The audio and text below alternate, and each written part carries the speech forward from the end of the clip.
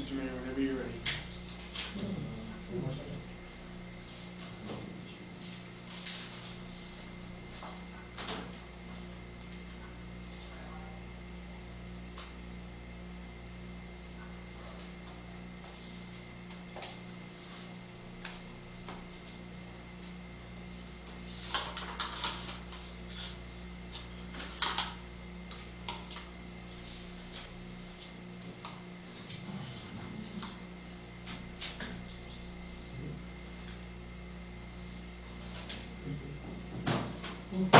Good evening. I call the regular meeting of the City Council of San Juan CC, October 15th to order.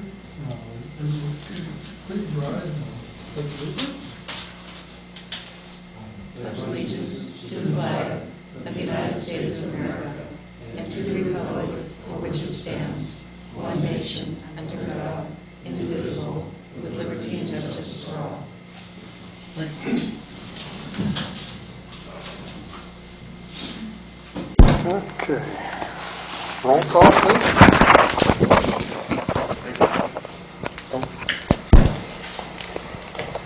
Mayor Goff, Here. Vice Mayor Moore, Here. Councilmember Edge, Councilmember Cozio, here, Councilmember Lund. Here.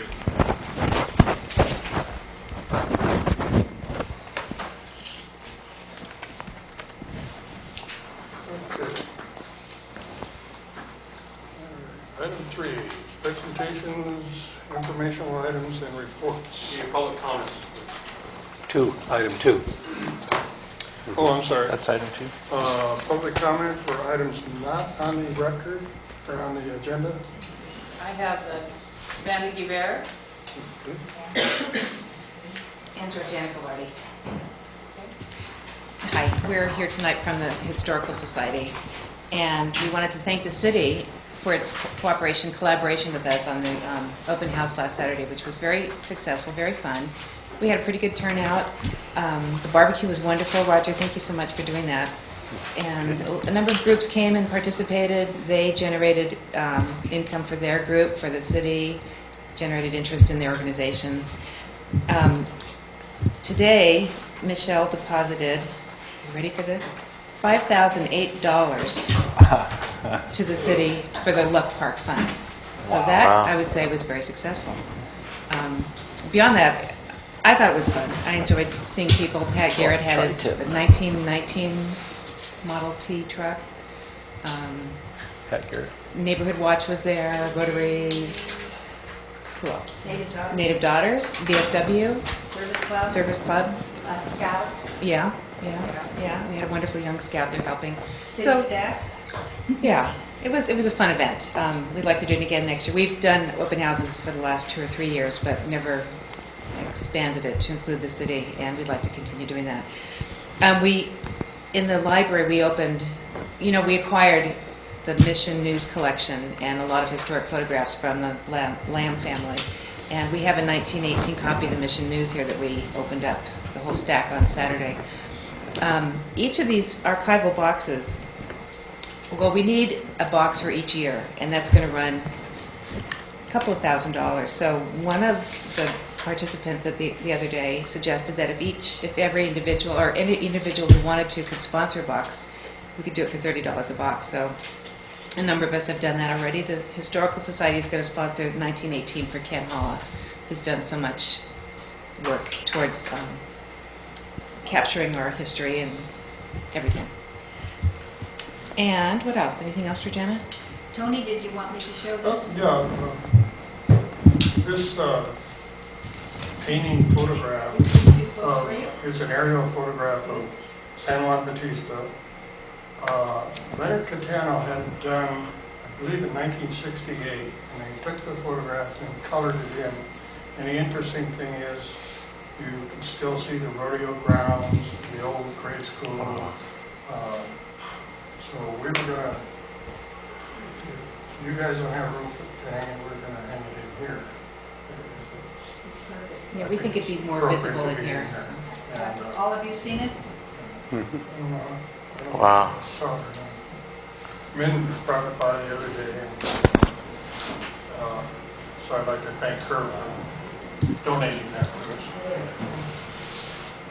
And then, to follow on with your comments about last Saturday,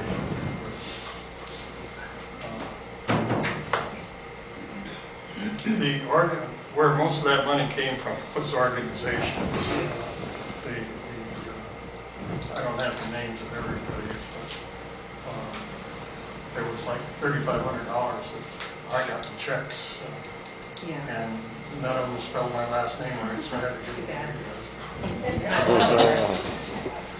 I didn't write your last name, we only used the city. He's trying to make a joke. I know, he's trying to make a joke, and I'm nothing at our expense. One other thing I'd like to add in, I was going to do it at the end of the meeting, but I'd like to add it in right now while everybody's paying attention. I'd like to thank Roger for doing all the barbecuing and cooking and everything, on top of which he supplied all the meat, the rolls, the chips, the drinks and everything. And I mentioned that to him yesterday, and he said, no, that's my way of giving back to the community. And I really thank him for that. Roger, thank you very Thank much. you. You're, job. wait, you're too much. If I can add to that, I was one of the responsible parties for counting up the money from the barbecue, and it did very well, thanks to Roger's expertise Yeah. in tri-tip that's well known, and I think a lot of people came just for that who might not have come otherwise. And I'd like to mention that Tony has already purchased, I guess you're not purchasing a year, but A box. but Sponsor. is sponsoring a 1 year. Yeah. My husband is already sponsoring a year. I think it's a great idea. It was to a do great it that idea, way. yeah. It breaks it down so that for It's not a $30 you just buy. big burden on anyone. Or not buy. And as Sponsor. a follow-up to that is if somebody else that's seeing this tonight on the TV, if they want to, who should they contact? Do they contact the Historical They Society? contact the Historical Society. Our email is SJB, and our zip code 95045 @gmail.com. P.O. Box 1. P.O. Box 1? Pretty Wow. easy. Or you can call the city and they'll contact us. Good. Thank you. Okay. Thank you for being MC. You did a great job. We were very happy to have you. Okay. You know me, So give me a we'll- microphone. Is 1944 still available? 1944? Yes. Would you put me down to that? Okay. They're going fast. Get yours now. Thank you. You guys have got a birth date up until 1968, is that right? Or 69? To buy your One of year them. for $30. Okay, moving on. Any other, Yes, I have another public comment. Eric Gutisoff. Thank you. My name's Eric Redistoff. I recently moved to town. My wife and I bought our first home together, so love the community. Just want to say it outright. The couple of things that, first of all, we're just trying to get a layout of the place and what a city council meeting goes like. But one of the things we wanted to ask for consideration, maybe a future agenda, is a dog park. I don't know if that's ever been brought up before, if anybody's ever discussed that, but maybe put that at some time in the future to look at maybe doing a dog park. There are a lot of dogs in this town. It'd be kind of cool to mingle with other city people. Dog park's a great place to do it. Question I had is in regards to some of the more simple laws that are kind of going around. I noticed that maybe it's just my yard specific, but boy, do I get a lot of dog excrement in my yard, and it just doesn't seem like people are following that. I don't know what the solution is. I know you've got to carry the bags with you. I know common courtesy says pick it up after you. I always carry bags with my dogs. Why people don't pick it up is beyond me, but you all right? Okay. But if there's any solutions or resolutions or anything you can suggest, short of putting out a sign that says, please don't let your dog poop in my yard. What's your address? 1108 3rd Street? Okay. Is that a corner lot or? No, it's right next to the preschool. Okay.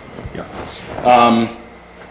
One of the other things in that same regard is the speeding, is, as you know, right there it really narrows down, and we get a lot of people jumping on the brakes, coming to almost a screeching halt right at that speed bump. And I mean, I know the sheriff does what they can. Obviously, they can't be here all the time. I just don't know if there's any other items set up for enforcement of more simple things like that.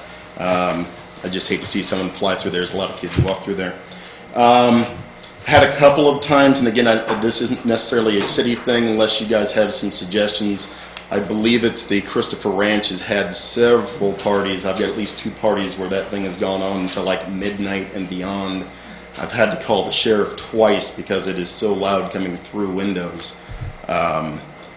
Which leads me to my last question, and this might just be a clarification. When you go onto the sheriff's website, it gives you a phone number to call. When you call that number, it says call 911. I call 911, but I don't have a landline phone. I have a cell phone, so it doesn't go to regular 911 dispatch. It goes to the CHP. So in order to get kind of a more low-key issue taken care of, I've got to go through several routes. I don't know if there's a different number to call or a different way of communicating when things like a raging party at Christopher Ranch is going on at 2:30 in the morning. Chris, if I could suggest, there's a neighborhood watch meeting next 21st. 21st? On the 21st. 21st. You missed last month when we had the Sheriff Thompson there, but this month we're going to have, sorry, Anyway, Candace Hooper. Bring it to the neighborhood watch Okay. meeting. And as far as the Christopher Ranch, that's out of our jurisdiction. Yeah, I understand. I understand. And if you call 911, even with the cell phone, they will eventually transfer you to Senator. They do. Yeah, eventually I get to the sheriff, and actually last time I called, the first time I called took about a half an hour or so before it died down. The second time it went in, and literally within 5 minutes the music went off. I don't know if maybe there were off-duty sheriffs there, and maybe the deputy called and said, hey, have them keep it down, and it went off. However, it eventually went off. So. Excuse me, Mayor, can you see if your switch is on your microphone? Okay. And that was it. Okay, thank you. Simple. Thank you. Any others? No.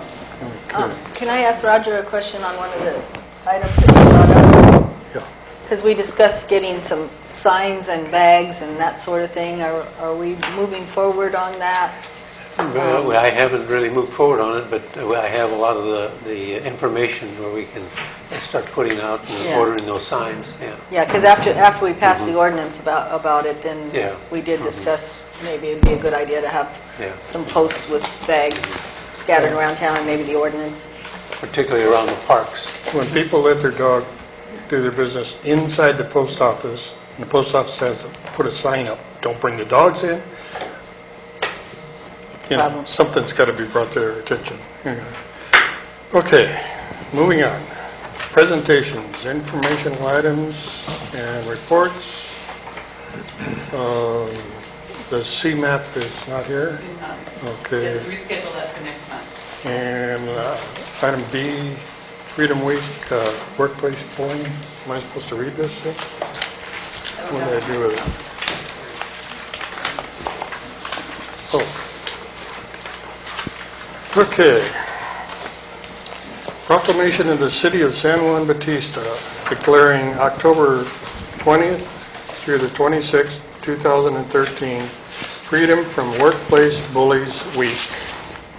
Whereas the City of San Juan Bautista has an interest in promoting the social and economic well-being of its employees and citizens, and whereas that well-being depends upon the existence of healthy and productive employees working in safe and abuse-free environments, and whereas research has documented the stress-related health consequences for individuals caused by exposure to abusive work environments, and whereas abusive work environments are costly to employers with consequences including reduced productivity, absenteeism, turnover, employee dissatisfaction, and injuries, and whereas protection from abusive work environments should apply to every worker and not limited to a legally protected class status based only on race, color, gender, national origin, age, or disability. Now, therefore, the Mayor and Council of the City of San Juan Bautista hereby proclaim October 20th through the 26th, 2013, Freedom from Workplace Bullies Week, and commend the California Healthy Workplace Advocates and the Workplace Bullying Institute, which raise awareness of the impacts of and solutions for workplace bullying in California and the U.S., and encourage citizens to mark this week with special activities and programs to break through the shame and silence enshrouding adult bullying at work. Signed, Tony Bach, Mayor. Okay.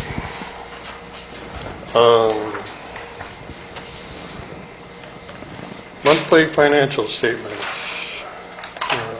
Chuck isn't here? No, he said he would not be able to make it. Oh, okay. Let's see. Gotta get to it. Anybody have any questions on the financial statement? Warrant list or whatever?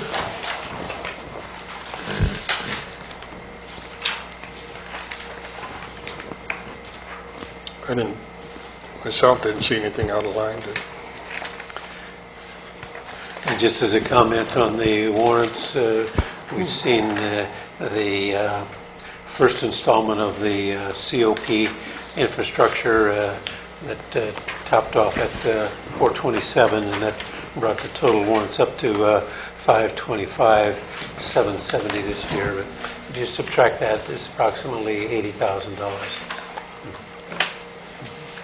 Yeah, the warrant list looks a lot better with that subtracted out. I Yes. did that because I said, wow. And then I just subtracted out the one payment. Roger, do you have a number on the firehouse? Are we under budget? How are we doing? Because I see there's still quite a few things. Yeah, on it. Are we over running budget a little low? bit on the heavy side because there's some things that we didn't accommodate, and so right now I think we're right up to about $83,000, and I estimated about 85. We received the reimbursement from the county of $60,000. We had a donation of an extra $1,000, and then another $2,000 came in as a donation. So. Were we able to get anything out of Home Depot or any of the local? No, not there, and we haven't really asked any of the agriculturalists yet for any reimbursement or donations. I thought we got an incredible deal from Gold Coast Glass until I saw there were two bills. Yeah. It's still not, the windows are Yes, reasonable. yeah. We got one more window to put in. One more, yes. Anything else on that? Motion to accept the financial statements? I'll make a motion. Second. Moved and seconded to accept the financial report. All in favor? Aye. Opposed? Motion carried. Okay. Item D, library report. Have anybody given that? Yeah. I have one thing, and I don't know, maybe this is a place to talk about it. There's a library forum. Actually, what they're doing is between Hollister, the county, they're trying to form a, what would you call them, Roger, a library district?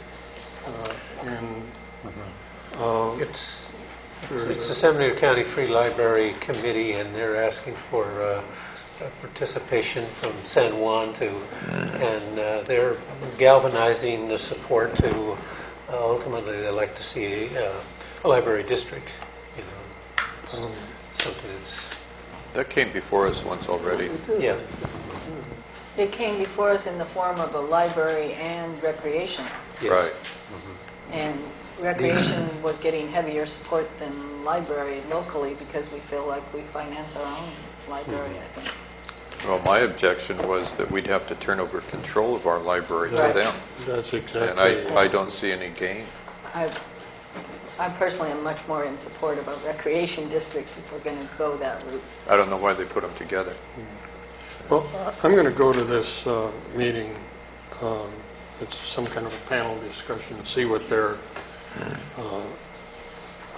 thoughts are, and if it But again, I think we do a pretty good job with our library all by ourselves. I think it's important to have somebody participate so that you keep abreast of their vision and where they're going in the direction. And there are things that you can do with the Yeah. bigger library and attract more people who are currently going over to Gilroy or Monterey to get what they need. Well, I don't know if she can still do it, but if you have a book that you want, Dee Dee can get it from, I think now I believe it's a Salinas library. It used to be she could get it from Hollister or wherever, and then, if it was a certain book you wanted to read or whatever. But I hadn't talked to her. I meant to talk to her today about it and see if she could still do that. And then they were talking about new computers there too, so I don't know what that's all about. Anyway, okay. Again, I will go to that meeting and see what's going on. Fire chief's report.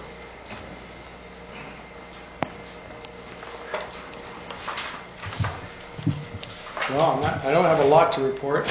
We had a fire up in the canyon on the 5th of October, actually in Hollister Hills. An engine rolled out of here, went up into the canyon as precautionary measures. Sat up there and waited to see if we were going to get control of the fire. It went to 7 acres. It was controlled between CAL FIRE and the engine out of Station 2, which was engine 12. So, and the air TAC and air helicopter and all that were up there working the fire at the same time. So it was a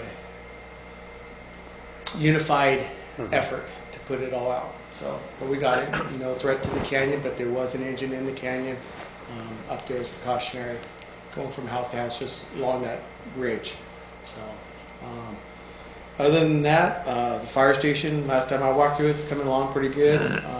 I think you guys have probably walked through it is probably more often than I have, but it's going along pretty good. So hopefully by the end of the month we'll have it up and running completely. What else? I don't think I have much other to report. We probably will be taking engine 14 out of service here in the next few weeks to do a servicing on it, preventive maintenance and oil changes, lubes, and all that kind of stuff. It's all included in the cost, so there's no additional cost to you guys unless we find something majorly wrong. But it shouldn't be. It doesn't have a lot of miles on it. So. And the maintenance man from Hollister came over and checked everything, and we were pleased that he's watching the equipment. Yeah. Yeah. Our shop will constantly check out the equipment, make sure the brakes are doing good and all that kind of stuff. We're also we do monthlies on it, and we're checking that stuff as well. So it's getting checked all the time. I'm very pleased that the oversight of the equipment is right on board. Yeah. Other than that, if there's any questions, I really don't have much to report. I mean, it's been. Your I don't want to staff, use the word, but it's been good. your staff, what you say is like we do at the cemetery. Business has been slow. How's your staffing? All right. Yeah, so far it's going pretty good. Our captain that's here normally is on vacation this week. There will be captains rotating through here, just covering it. Engine 24 is back here. That's the county engine that you guys had for a little while, and it left, and now it's back. The water tender is still down for the whole county. Not that it really concerns the city of San Juan, because you guys have hydrants, but outskirts or if something happens, right now we're down the water tender. Had major plumbing issues. The plumbing was rusted through, and it's getting all the piping redone on it. So it's pretty extensive work that something we didn't know until we started seeing some leaks. We did a pump test on it and found that it was more serious than just a few little leaks here. So. Is that our water tender Nope, or not? it's the I don't county. mean our. It's the county. It's county just, water. but it's And there's no backup It for it? supports the whole county. There's no backup for it? Nope. Wow. No, there's one water tender for the whole county, and that's something we're addressing. So. I meant to ask this actually on the warrant list. But emergency vehicle specialists, was that something to do with the fire EVS? trucks? That's the radio purchase probably for your radios and speakers throughout the station. And that came out of our budget? then? Yes. Okay. Yeah, that was saying part of the Thank repair of the station, or upgrading of the station. Yeah. Do we have contacts for contractors with other water tanks?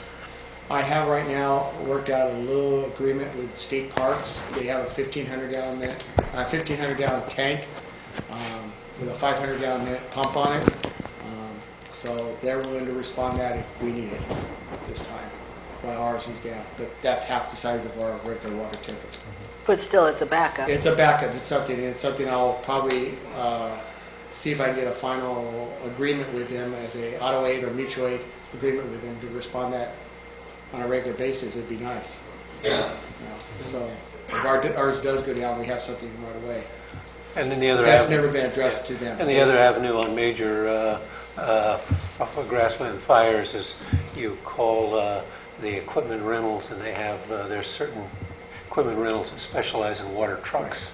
A lot of them over in the valley, then they'll have maybe 20 or 30 that's parked all the time and ready to be mobilized. We've had a couple farmers that have come to us or called me and said, hey, if you guys need a water tender, we have them out here.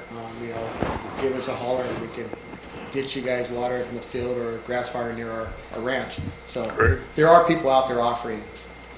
And this was before this even came up. It's been nice.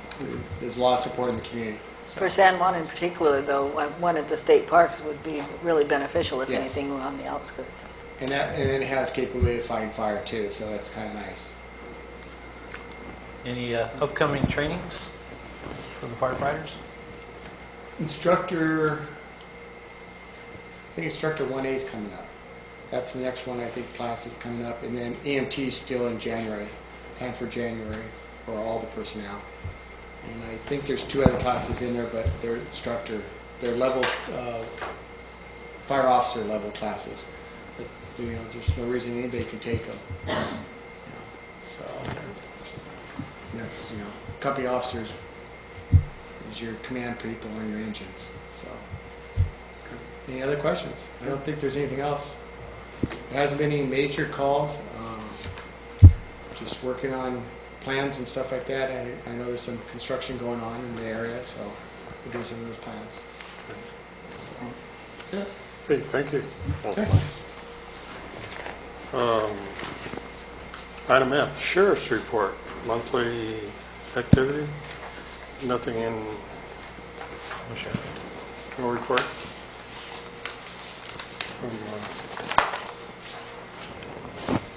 Okay. All right, moving on.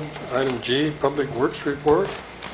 Roger? Mr. Mayor and members of the council, in the report there, I've just kind of highlighted our reclamation project. It is complete. We've prepared the certification and documentation for submittal. It has to be in by this Friday, the 18th, to the Regional Water Quality Control Board. By and large, all of the distribution and line systems are in, all the swing elbow assemblies are in, and the valve clusters. So we're pretty much committed. Our total expenditure for the reclaim water, we had to exceed the $64,000 penalty clause, and I think our expenditures now are totaling $94,000 to date as of the 10th of this month.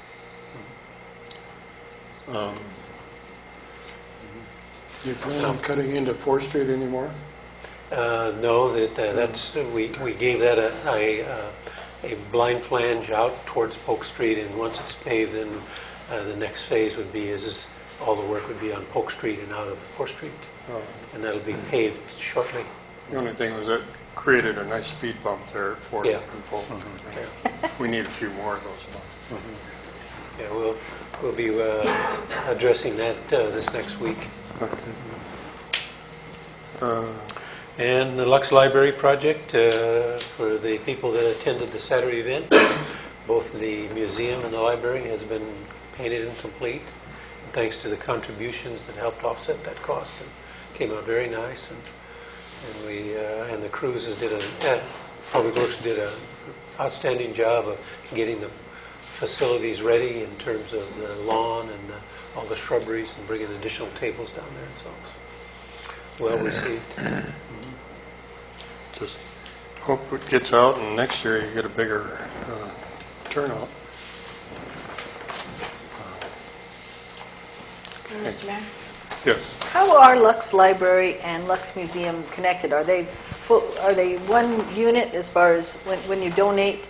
Are you donating to both? Are there donations that go one way and some the other way? Or You could make them individually to the library, and you can make it to the museum. You know, they're two separate agencies or organizations. There's the Historical Society, and then there's the Lux Library Auxiliary, and so how is it separated when people just make a donation, or is it? They qualify and designate where they'd like to donate that fund.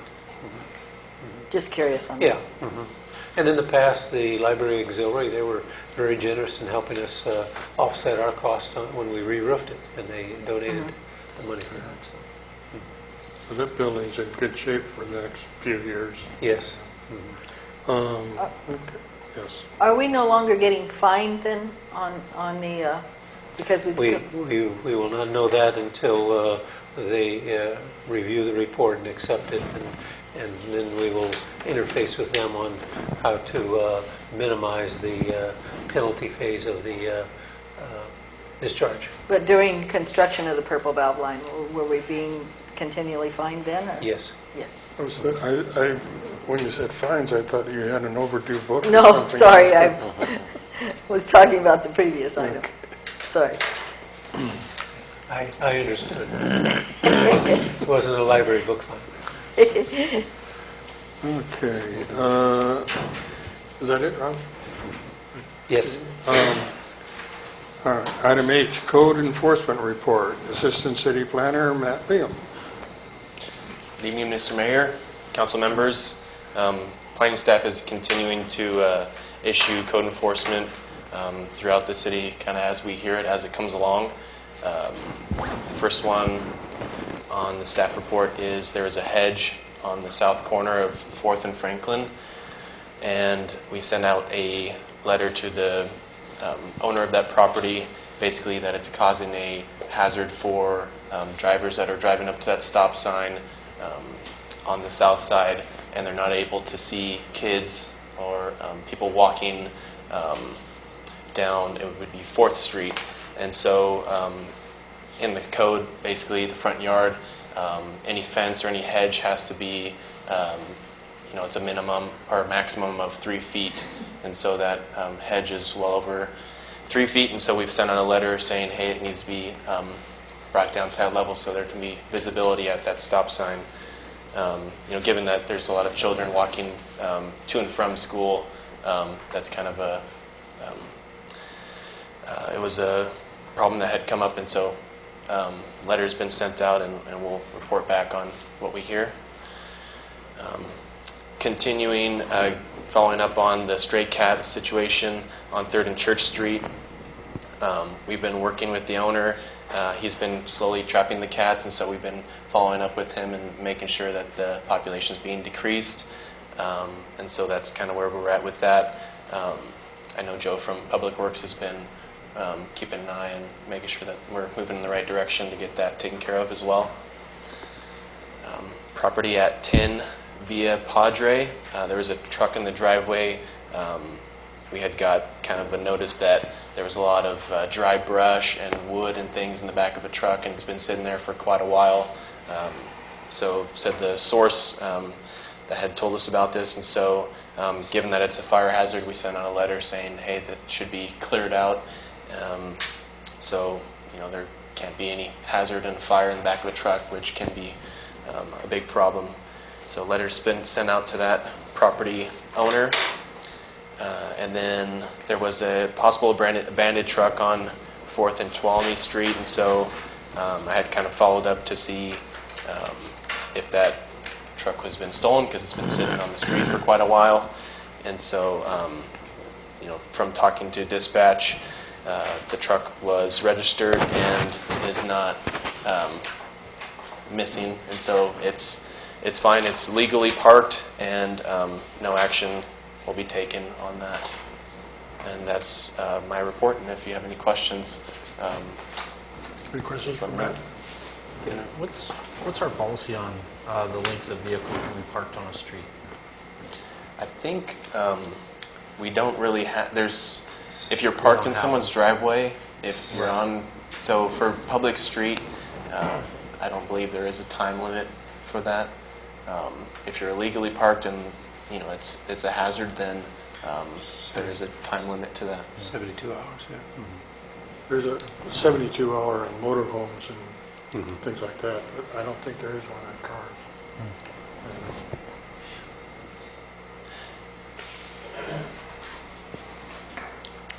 Okay, any other questions for Matt? Bring some cars. Yeah. All right, moving on, item I, city planner report. Roger? I'll let Matt take that. He's interfaced with Cal Poly students and developed the staff report for the GPAC committee. So I know there's a later item with in regards to the General Plan Advisory Committee, but basically just what I wanted to update the council this evening was that the Cal Poly students did come previous week, and they were doing inventories of basically going throughout the city and looking at each parcel, identifying what's the existing land use, condition of the building, and if it was residential, the number of units.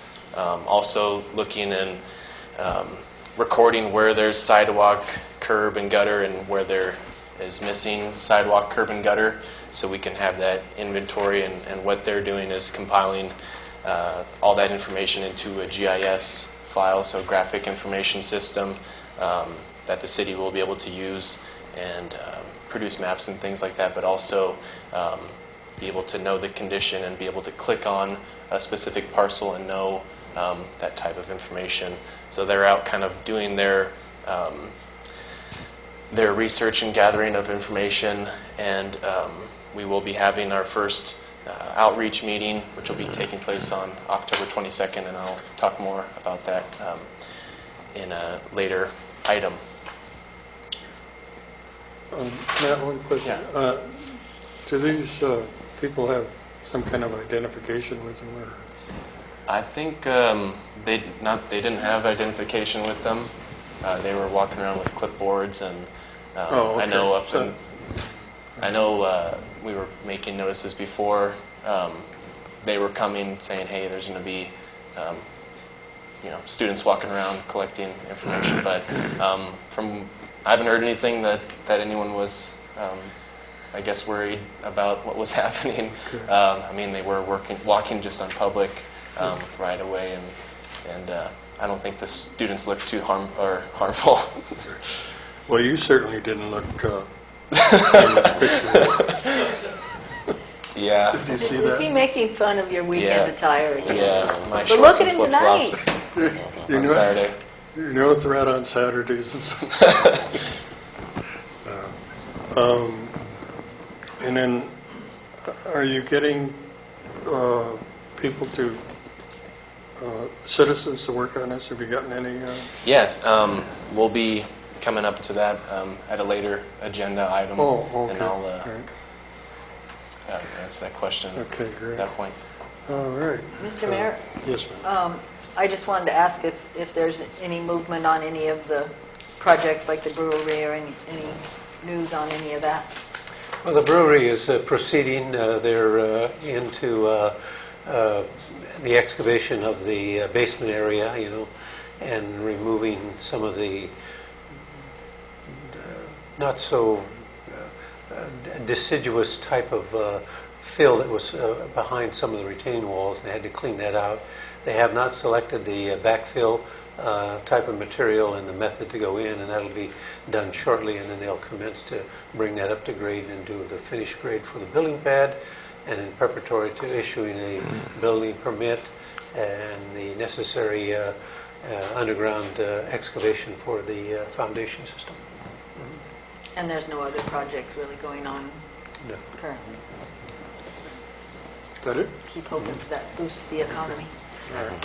Thank you, Matt. Item J, City Manager's Report. Yes, Mr. Mayor and members of the council, in the report there I highlighted the well number 2 and the high nitrate problem. And we're all aware that well number 2, the nitrates exceeded the MCL level.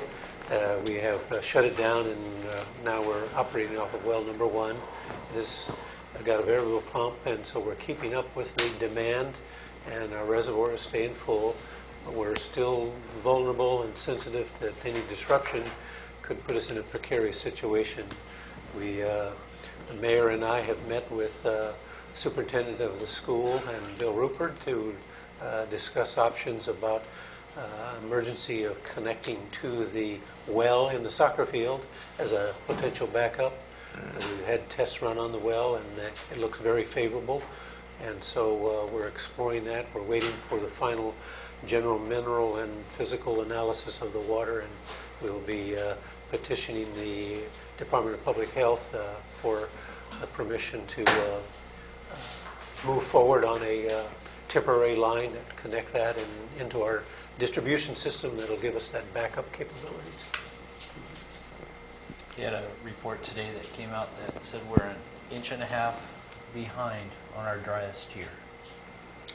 Wow. So, Again, if you're out there, don't waste water.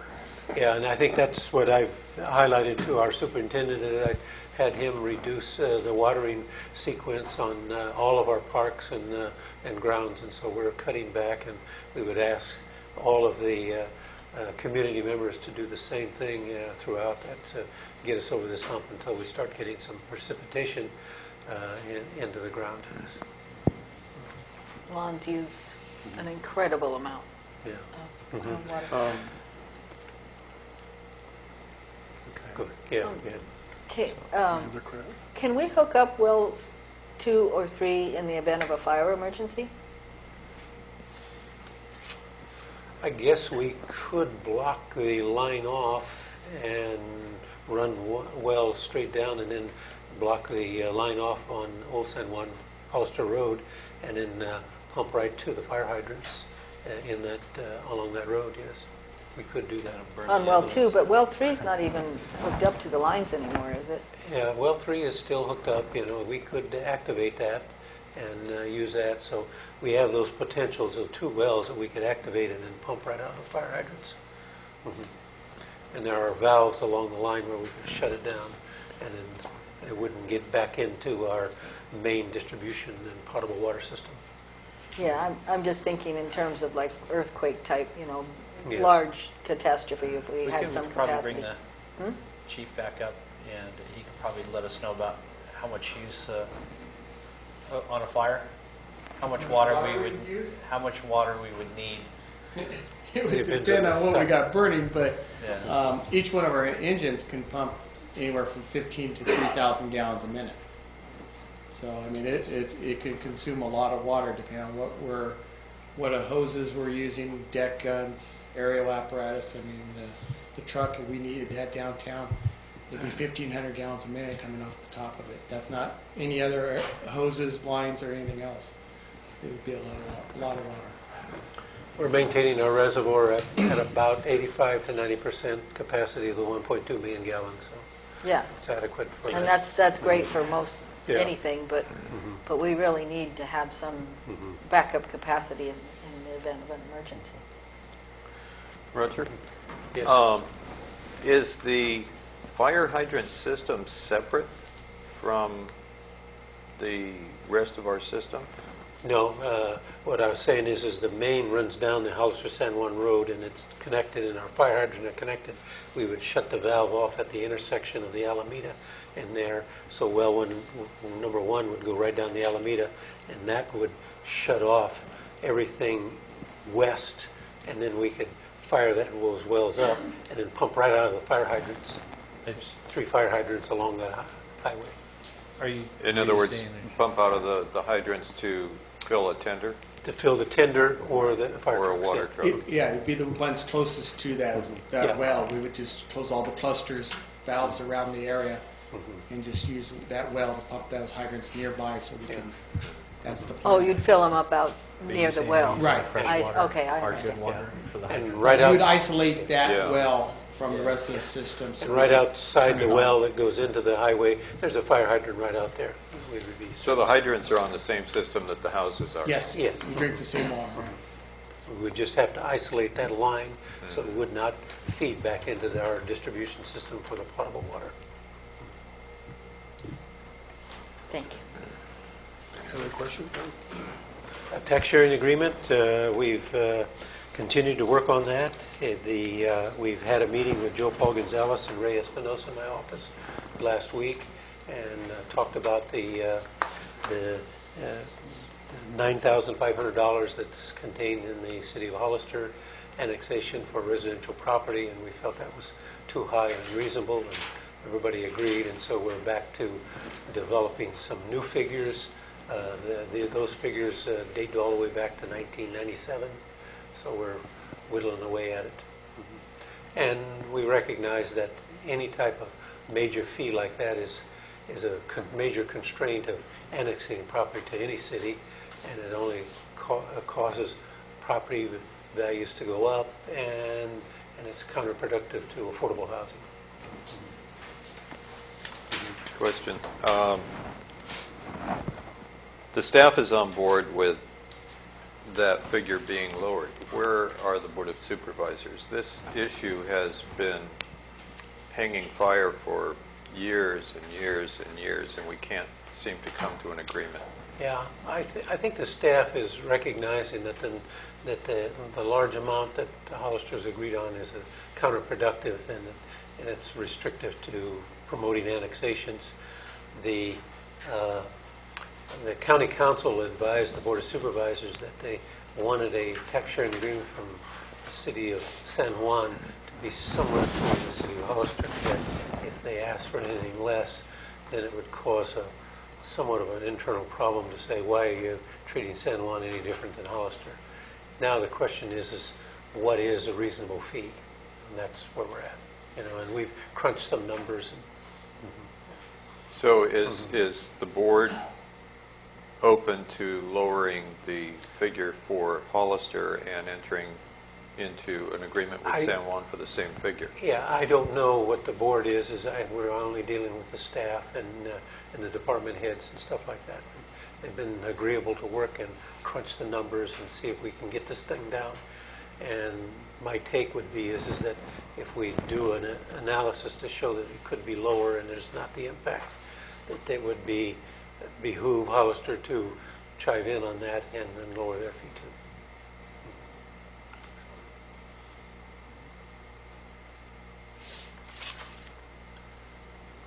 Anything else? And let's see, also in my report, we've entered into a contract with the Sheriff's Department, and the mileage on the vehicle is getting up there, and so they requested that we take a look at replacing that, and they're going out to bid. And so I met with them, and I says, let's bid our vehicle replacement with theirs so that we could achieve maybe a better price when we go out to bid for 4 vehicles rather than 10. So that's where they're at, and they're working up the specifications now, and then they'll advise us when they're going to go out to bid. So we're coming up on 3 years with the car that we bought for them? It's over 3 years. We're over 3 Yeah, years? mhm, yeah. Gosh. It's 3 years. Doesn't seem very long ago that we got Yeah, that. 3 years, 4 months, I think. How many miles do you 2009. have on it now? He told me, and I think he said he had 85,000. 85. Yeah. About 30 a year, huh? Yeah. mhm, Not here. Not quite. Not here. yeah. And First Going back Street, and forth. and we've been getting a lot of complaints on First Street, the old San Juan Road, and I call it the earthquake bump, Oh, yeah. northern property boundary line, and we've want to grind that thing down, and we've made contact with a contractor that's got a grinding machine. Is that ours? Yeah, Is that in our area? that's in our jurisdiction. Yeah, it's right on the property, our northern boundary line. Yeah. Roger, did you go out and mark that? Because I had mentioned at the Intergovernment Committee about 10 days ago. I told Steve, and were receiving complaints, and I noticed there was a pink, it was painted. He said, because he got that new grinder. I said, you need to take care of that. So I don't know if you went out there, but somebody's marked it. Somebody marked it? Yeah. So Steve said he would go out there. Uh-huh. So, and it was a question whether or not that was in the city, or It's in the city. Yeah, it's in the city. Yeah, I let went them out take and checked care of the it. boundary, and Didn't it present itself, though, when the county did the work out there? No, it was not there when we did the initial bike path and stuff like that, and it wasn't that. It's developing more and more almost every month, and that's right where the fault line crosses the old San Juan Road and enters into the Nyland property. It sure seemed to show up right when they did the work. I thought that's where they... That bump's been there forever. Oh, it has? Yeah. It's just getting more Yeah. Just getting predominant. bigger. That was a coincidence. I never noticed it until the bike path.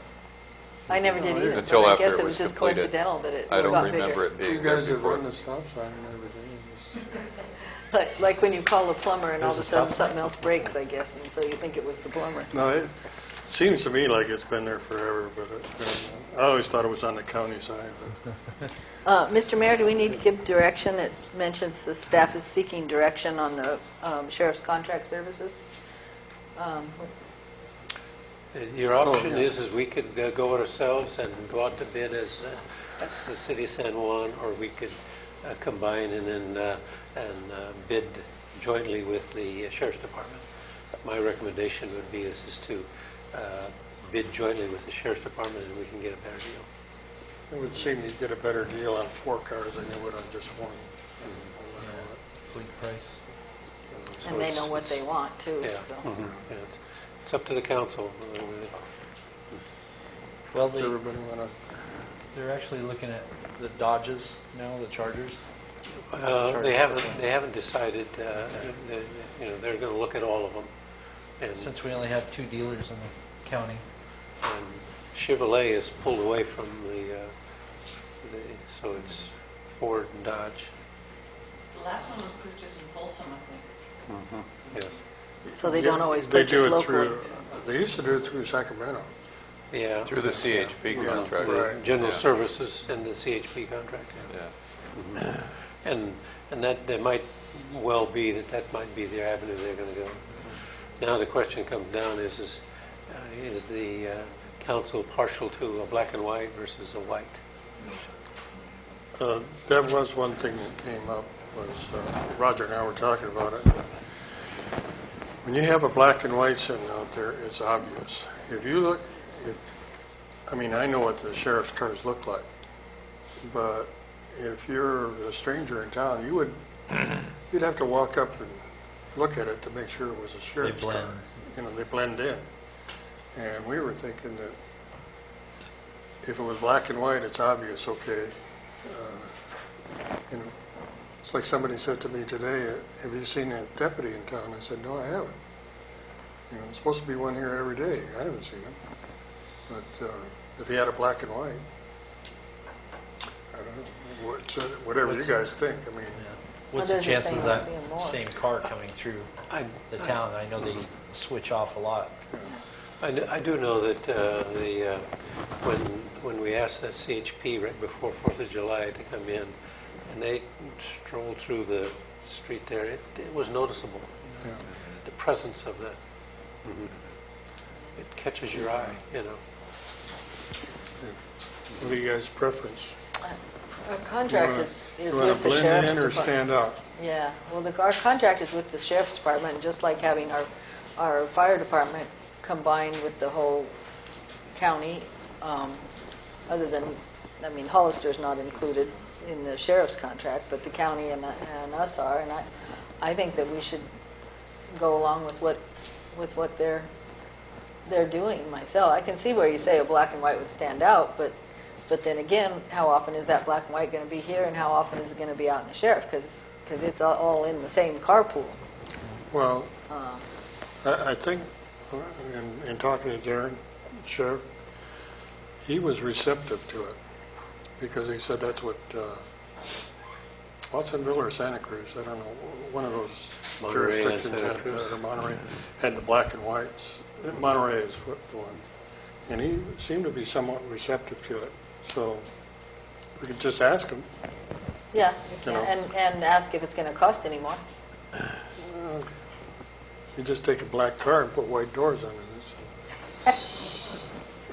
But the, Or take a white car and put... I think the direction I'm looking for tonight is, do we want to bid San Juan, or do we want to combine with the county? And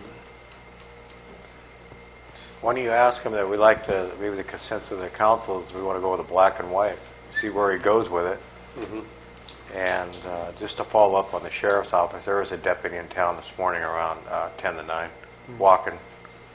He was down by the bay. He was in a SUV. It was one of the sergeants. The white one. Yeah, so they were here, and I've seen them.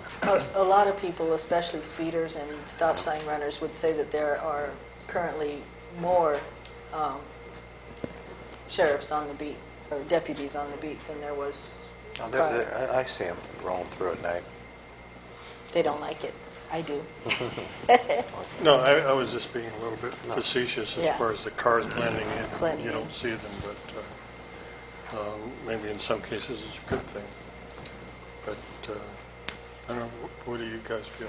I have a question. Now that we don't have a deputy assigned to San Juan, what exactly are we getting in terms of police protection?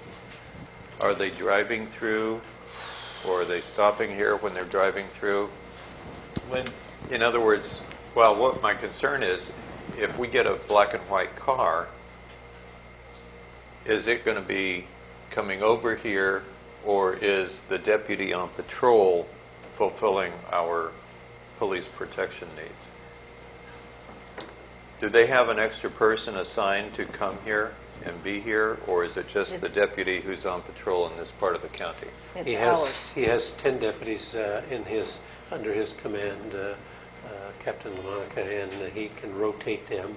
His emphasis when I met with him is that I wanted him to emphasize Thursday, Friday, Saturday, and Sunday are the strong points, but the rest of the week we'll have a deputy that will come through and everything. But on those days, particularly Friday, Saturday, and Sunday, he will have more enforcement than Monday, Tuesday, and Wednesday. The way Sheriff Thompson explained it to us at the neighborhood watch was that it's a number of hours. You might have 2 hours on Monday afternoon, 2 hours after midnight, which is actually Tuesday, another 4 hours, here or there. And like Roger said, there might be 6 hours on the weekend, or 3 and 2, or they won't be here for a shift. They will be here for a number of hours, adding up to the same as we were getting from a shift, if not 84. more. Yeah, and He that's the seemed way to feel like we would that's get more the way hours this way than we did Captain with one. LaMonica and I talked about it. He recognizes that there are times when he has to watch certain periods of the time, on a Friday night and a Saturday night from 7 to 11 o'clock. And so that's, and he knows those sensitive parts. And I think, and I'm not going to second guess him. I says, use your judgment when you need that enforcement around here. It gives them the flexibility to be here Flexibility, yeah. 2 hours and 4 hours and They got a scattered it around the week. pretty neat, I'd say computerized system. Is statistically when they should be in certain places or certain areas where they have problems or whatever. The way he described it sounded pretty neat. The way, they don't just have some guy just randomly driving around all the time. But, Okay, well, the question started out as the color of the car, and so I would say let's have the cars be the same as the rest of the sheriff's cars, because we're not going to have that car in town 40 hours a week. If we're getting whoever's on duty at the time moving around here and then going someplace else. And the bidding process, I think, going to bid with the other 4 cars is probably the way to go. well, And the white's the cheapest color. like I said, when I talked to Sheriff Thompson, I got the idea that he may be going to all black and whites. And if he does, Eventually. all the better. because he seemed to favor it because of the presence. You see him. So I don't know. It's going to be up to them. If you want to go with them on the bidding, and we're just going to have to take whatever they end up with. Yeah. You're right. I mean, it's kind of silly to have just one black and white. Unless he wants to try it as an experimental idea. I Yeah. wouldn't be opposed to it if he But I wants mean, to try one. if we have a black and white, it's going to be here once in a while, and it's going to be other places once in a Exactly. while, and and it'll probably be other places more than it's here. So I think we ought to just stick with whatever they It could order. work as an experimental test, though, to see if there's better Well- enforcement when the black and white's here. Let's leave it at this. keep clean. Would direct staff to go with the multiple car bidding and leave it up to the sheriff's discretion as to what color he wants. So moved. Good. Is that all right with everybody? Sounds good. Leave the apparel up to them. All right. Yeah. Roger, one other thing. Did you want to cover this nitrate problem now or later? Later. Okay.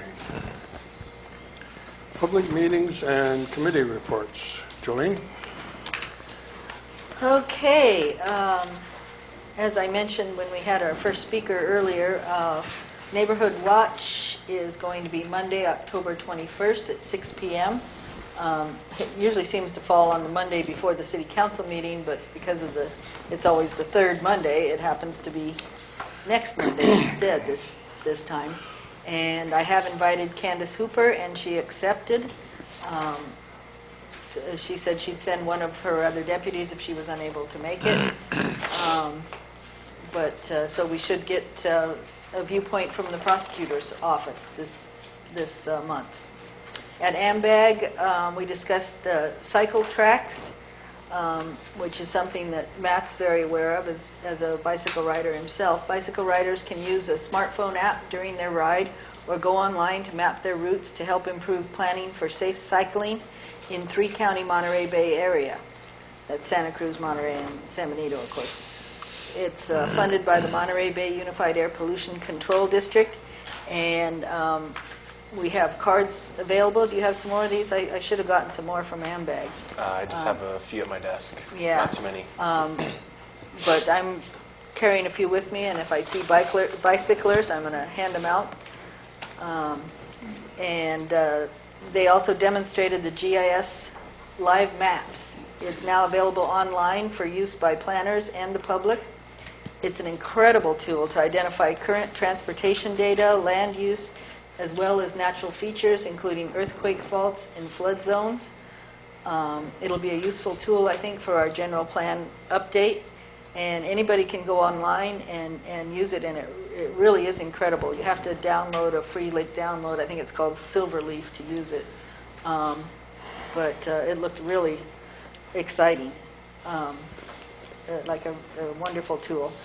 And we discussed a program called HERO that was developed in Riverside County, where homeowners with equity can procure loans to increase their home's energy efficiency. Loans are repaid over time through voluntary annual assessments on the property tax bill and passed on to future owners of that property with full disclosure. It results in lower energy bills to pay for improvements, and the work done on homes provides jobs for local contractors, and it's something that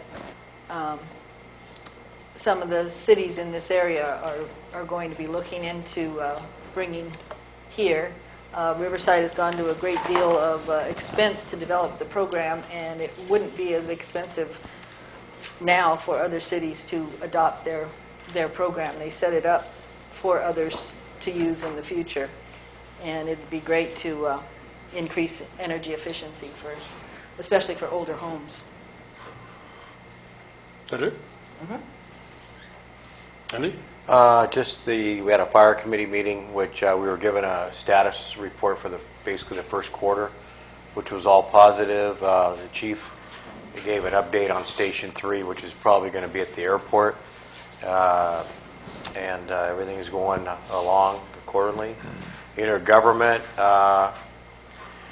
really not much pertaining San Juan, unless Robert can think of something. Everything. Yeah, not particularly to San Juan, but they're still going ahead with the name change of the airline highway, and they're finding out some research out. It wasn't always airline highway. So they've been working on that. Also back on the fire committee there, Chief O'Connor did hand an agreement to CAL FIRE. Yes. An offer for mutual aid. Auto aid. Agreement on that. Anything else on that one, or? No, but we'll probably be bringing back to the council here the fireworks ordinance. Oh, yes. That was part of intergovernment and from the city of Hollister working on a fireworks ordinance countywide, and it'd be the same fines whether you're in San Juan, San Diego County, or Hollister, trying to get it standardized throughout the whole area. If you're using illegal fireworks, you're going to get fined and you're going to get penalized. We're going to try to shut down the illegal fireworks if we can. And at least, if nothing else, we're going to penalize them for using them. Okay? And these fireworks will be going on other than just 4th of July and 4th of July weekend. They've been going all year long. Like the ordinance on the curfew that we went countywide. You know what? That's exactly what we talked about, the curfew ordinance. If a deputy comes in, he knows he uses the same enforcement tool if he's in here or outside into the county. So that'll probably be coming down the road. There you go. Can I ask a question on the intergovernmental? Anything new on animal control going countywide, including San Juan? I don't think they were there, that No, animal control. It wasn't on there. Is it still a topic of discussion at the Yes. intergovernmental? It stays on the agenda there. It's never resolved, it's just there. Robert? Those were the two meetings that we had. I have nothing to report. We had a LAFCO meeting, but there was nothing regarding San Juan. There was an overview of LAFCO given. We were all invited to that meeting. Tony went to it. Just informational mostly. It's quite interesting. You have, your director seems to be quite cognizant of all the rules and Yeah, he's quite a catch for San Benito County. He wrote the book on it. Yeah, he's been involved in LAFCO all of his career, and when the state LAFCO, which is Cal LAFCO, the organization meets, he always gives a class called LAFCO 101, which is longer than the presentation we had. But there was also at their recent meeting, it was their 50th anniversary because LAFCO came into being in 1963. And there was a panel discussion at the Cal LAFCO meeting, which was held up at Squaw Valley, and he was one of the 3 panelists. So he's well respected and well thought of in LAFCO circles throughout the state. what I saw, he appeared to be very knowledgeable about anybody had a question, he had the answer for them. I can't quite understand why he wants the cemetery district filled out. But hey, we're not asking for annexation or anything.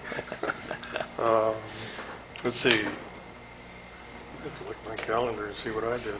I think I didn't have a COG meeting. And the only other meeting that basically was the ad hoc committee for the water, and Roger alluded to it earlier. We did meet with the superintendent of the school and their Bill Rupert. Bill Rupert, their maintenance, or he's in charge of it. And with the possibility that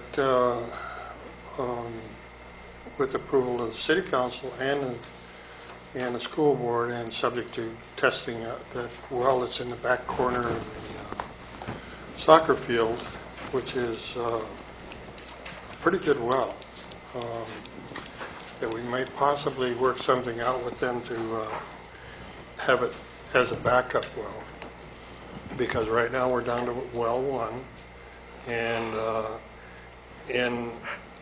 if that works out, we could also put, Roger suggested we could put a purple line in there, and then they could irrigate the soccer field with reclaimed water, which would help us. We have to get rid of that water, and I don't know, possibly talking to Regional Water Quality, if we can get rid of enough water, will they maybe reduce that fine that we get every month for having too much salt. And if we reduce the amount of water going through, it just seems like maybe they would do that. And then the other thing we discussed was a possibility of, Roger's looked into I call it a denitrification system that can be attached to, like well number 2, take the nitrates or the majority of them out so we could use that water. It's getting, the nitrates in well 2 are really close to not being able to use it at all. And in fact, we've got closed down now. So those are 2 things that we're kind of up in the air about. And as far as the pellet plant goes, Roger and I went down. Did we tell them that last one? Valencia, that was last month. Valencia, and they seem to be quite pleased with their plant. The only thing I couldn't remember, Roger, was what they gave us a cost of what that thing cost per acre foot, or I can't remember what it was. It was, I was surprised. It was quite reasonable. Yeah, I think it was. Yeah, it was extremely low. Yeah.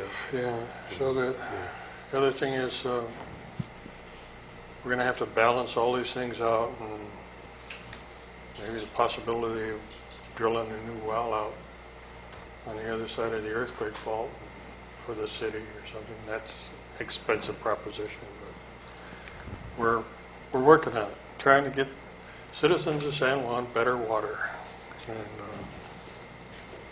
that's about it for me. Mayor Buck, how does the nitrate reduction work? Is it a membrane? There's a filter? reverse osmosis and An ion exchange. ion exchange. Those are the 2 predominant features of reducing nitrates. And so you have material to get rid of when you're after it's been filtered? Reverse osmosis is just a fine membrane where you force the water through it and then you trap the nitrate molecules. Ion exchange is the same thing. It coagulates and latches onto another molecule of the water, and then you settle that thing out, and then you got to discharge the brine and stuff like that. So it's And do we know what it's a complicated situation, and we're still studying the cost and see if we can afford it. That was my second question. We haven't No, we haven't gotten cost costs it out on it yet. yet. So, but we are aware of the problems, and we're working on them. Okay.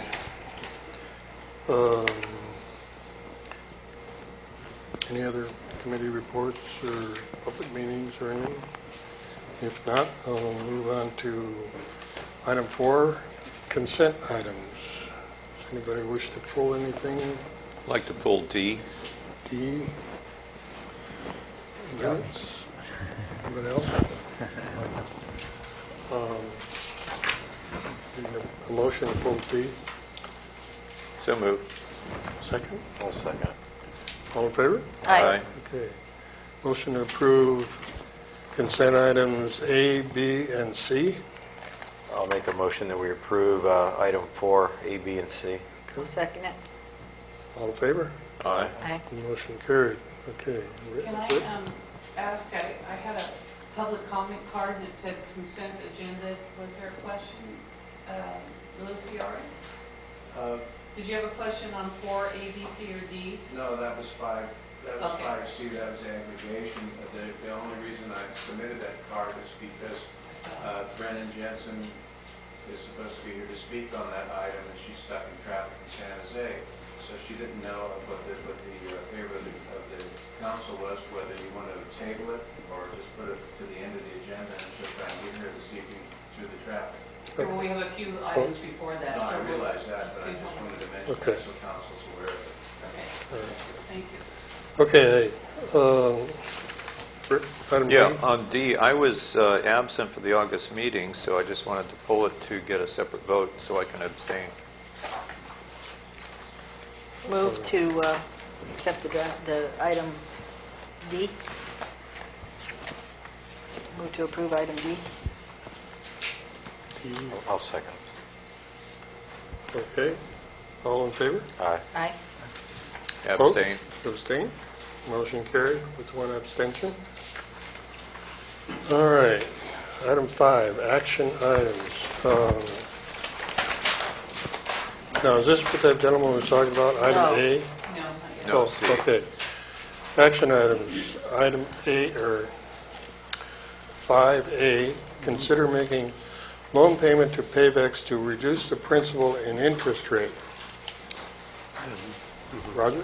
Mr. Mayor, members of the council, you recall back in June 11th, you entered in a contract for somewhere just a shade less than $700,000 to pay off Payvex for work that was done on the infrastructure project that carried a 6% interest and a monthly payment of $7,731.38. Wendy and I have met with Payvex to look at ways of reducing the interest rate and the principal so we could pay that off and save a little bit of money on the interest rate. We come up with a recommendation to the balance due is about $566,000, and we made the recommendation of upfronting $200,000 at this time, reducing it down to $366,000, and they would lower the interest rate to 5%, and then we would maintain the same monthly payment of $7,731, and the loan would be paid off in 4 years and 4 months. What that does is it saves us, because if we continue at the standard pace that we're going now, the loan 2.5 years from now would be due, and we would have to pay a lump sum of $401,000 as a lump sum payment. And so this here gives us the option of paying $200,000, reducing it, and then 4 years, 4 months now, we'll zero out that loan and maintain the same balance. What's our payment now and what? $7,731.38. Okay. I presume you all got this memo about the 4 options. And did anybody look at them and pick one that they favor over?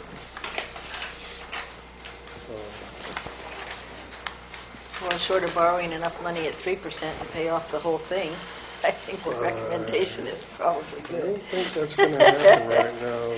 Yeah, we floated that as an option of getting it down into 3 or 4%, but then that would involve upfronting a little bit more money, and I didn't want to short with a pending water well situation in the pellet plant, I didn't want to short the city into a precarious situation where we couldn't afford it.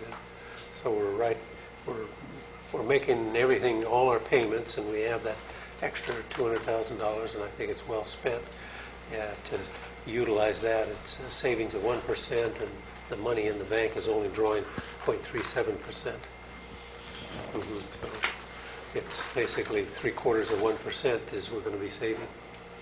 And So next it's year, if we come up with a few extra dollars, we can do it again.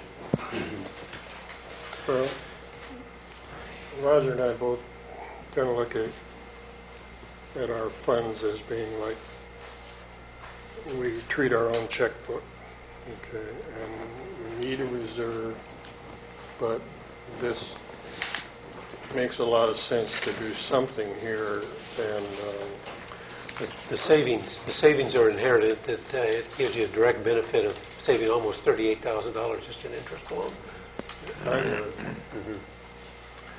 I'll just jump right in there and say I favor option C, which is $200,000, reduce the principal amount, but keep the payment the same as what we're doing right now, which you all know if you make an extra house payment, it shortens up the term of your loan. Yeah. You know, I didn't get that. Actually, did you put your revised one in there, Tony? It doesn't even list all the options that came in that original letter, I don't think. I don't have the options. The options is not presented in the No. council packet. I No, Well, that was a Was in letter, a separate, yeah. Oh, okay. you didn't But, see it? but the revised is what we're really looking at. I think this is the recommendation of staff as of today. Yeah, he's got the revised, which is basically option C, with new numbers. If the option is to upfront $200,000 and reduce the loan and then make the same payment, it involves making the findings that there are substantial evidence that by doing this option, you're going to save substantial interest rate for the life of the loan. And two, then you would be authorized to transfer money out of the emergency reserve cash account into the water department and the fire department. Excuse me, the water department and sewer department in those accounts. And then authorizing and then adopting the resolution supporting those findings and the authorization to make that transfer into those accounts. Now, in each one of those accounts, we have a water account and a sewer account, and we have a capital expenditure right now in there of 46-850, and that's a debt service for the 208 infrastructure, and in the sewer is a 48-850, and that's a debt service for the 208 certificate of participation loan that we pay each year. And we would be augmenting that by the water department is picking up 55% of the loan balance, and the sewer is picking up 45% of the loan balance. So 110 will go into the water department, and 90,000 will go into the sewer department in each of those accounts, and then that would authorize to make the payment out of those accounts, so that the balance would be have integrity, and the auditors can trace the money of where it's being spent and where it's coming from. And that's our recommendation. And I think our city attorney, George, he crafted the resolution to make sure that it's auditable and it has budget integrity. And Pavix is agreeable to this? Yes. And option C simply went into a little more detail and talked about the actual savings. Yes. Which is about 38,000 Yes. over the loan. Yeah, the savings would be, right now, if you continue on the path that you're going, your interest rate would amount to $192,000. And by going this path here, we would reduce it by $38,000. And we would keep the payments the same? Yes. 7,000. Now, you have the option of B, of going to a lower payment of $69,000. $6,900, you know. And the difference between it is like $808. And I said, for that, you continue to make that same payment, and we have the financial capability to do that. And it accelerates our... And once we get out from under that loan, then it will give us that ability to do the projects that we have on our priority list. Andy? I'm good with the staff's recommendation. Yeah, move to approve if there's no... All right. Moving to approve the Quick. resolution. Yes, The one that- the resolution, yes. Is there Resolution 2013. any public comment? No. Okay, motion, Motion to approve the resolution 2013-32 32. to reduce our, or make a payment on the debt and, Prepay the debt of $200,000 to PAVEX for the ability to reduce the interest rate from 6% to 5%. motion made. Second. I'll second. Second. Moved and seconded. All in favor? Aye. I Okay, motion carried. Okay. Item 5B, consider selection of city volunteer to recognize on Philanthropy Day, November 14th, 2013. And you have in your packet a letter from Bernie Franco recommending Wanda Goldberg. And were there any other nominations? No, I did not see any. yeah. I kind of had a couple in mind, but I think Vanda is an excellent choice, so I'll pick mine next year. Is it I Vanda think I or have one Wanda? more year. It's Vanda Vanda. Guibert. With a W? Mm-hmm. You are weird. You got to go back to France. France? Germany, I think Germany, yeah. isn't Germany, it? Austria as well. Yeah. Austria. Wanda von Gilbert. I personally, I was going to recommend Ken Holliff, but Yeah, that's another good one. Vanda has done a lot of stuff, and I'd be more than happy to. The quiet ones that you don't think of are sometimes a good choice. So, you guys got anybody else you'd like to?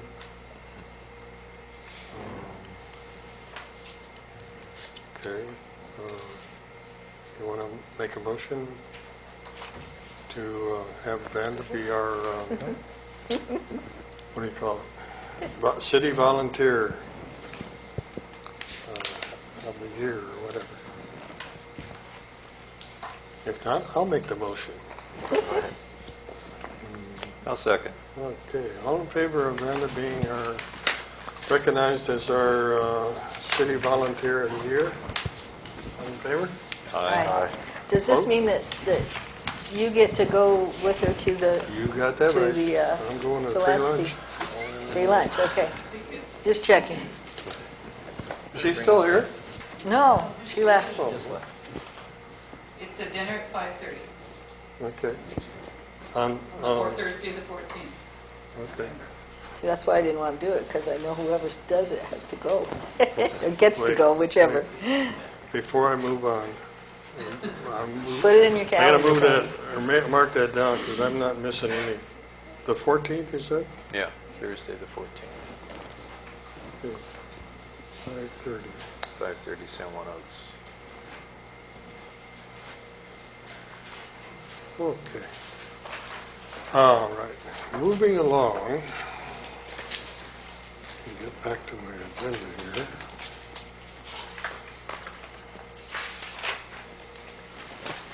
Now, this is the item that somebody wanted to speak on and is stuck in traffic. Do you want to move this to the end of the agenda or until she gets here? I'll make a motion to move it to the end. We don't have very much more, though. Okay. Yeah, I'll second. All right. All in favor? Aye. Aye. Okay, C goes down below E. So, item D, approve resolution creating a general plan advisory committee and appointing members thereto.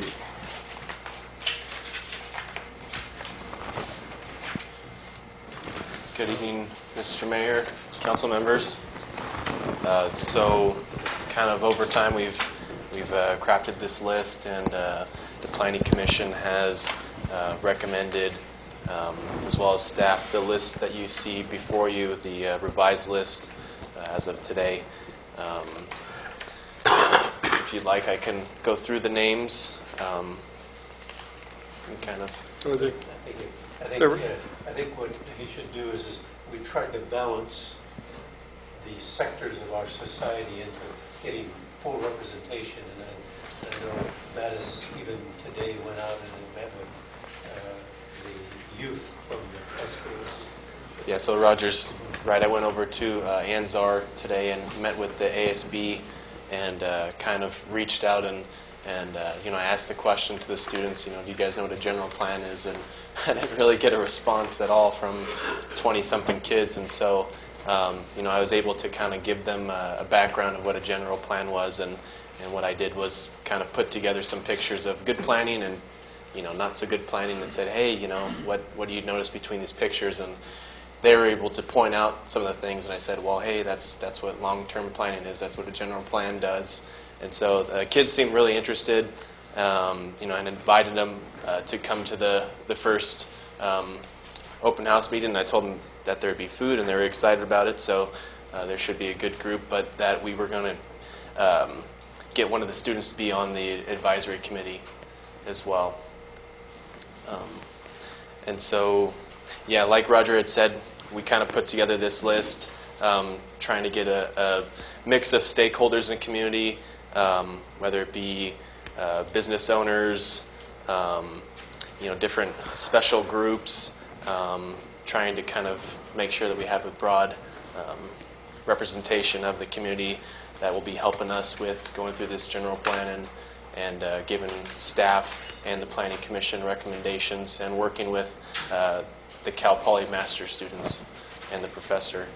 And so again, we have the list here that I can go through if you like. If not, then I think everybody. Question. Yes.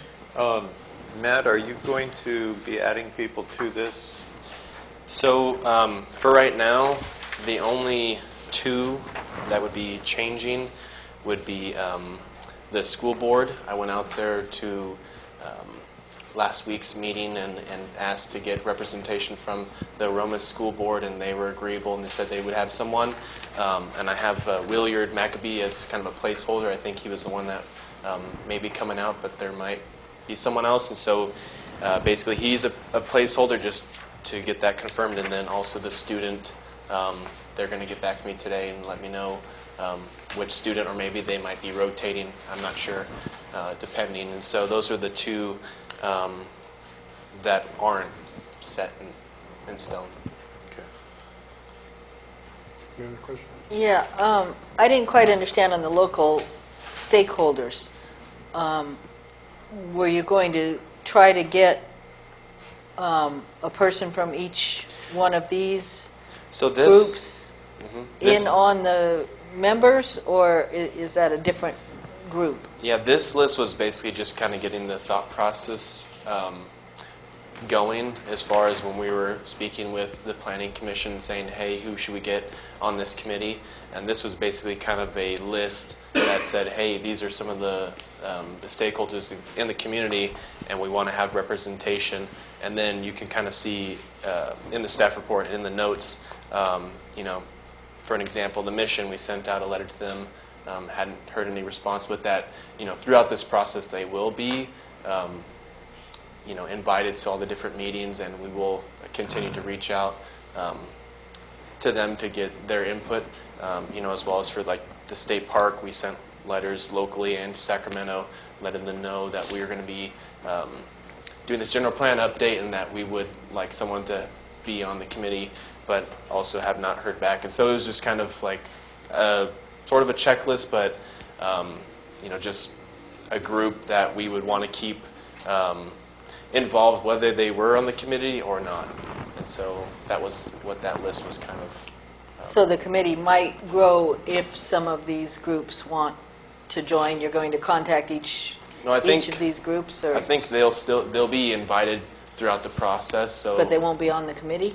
I'm trying to understand the difference between the two. We'd like to keep that committee at 12 to 15. Okay. Once it gets too big, then it's hard to develop a strategy. So these are sort of advisors to Yeah, the so committee. one of the examples something. would be, for the transportation and circulation element, I have on here COG, so they're not going to be part of the committee, but that when we're doing that specific section and then we need their input, they're going to want to be at the table, at the input meetings and workshops and things like that, as well as, all these documents will be viewable online. And I'll be sending out links to them and asking them specifically, hey, I'd like you to look at this and let me know what you think. So do you have a contact person for each of these local stakeholders so that you can include them on your list announcing the meetings?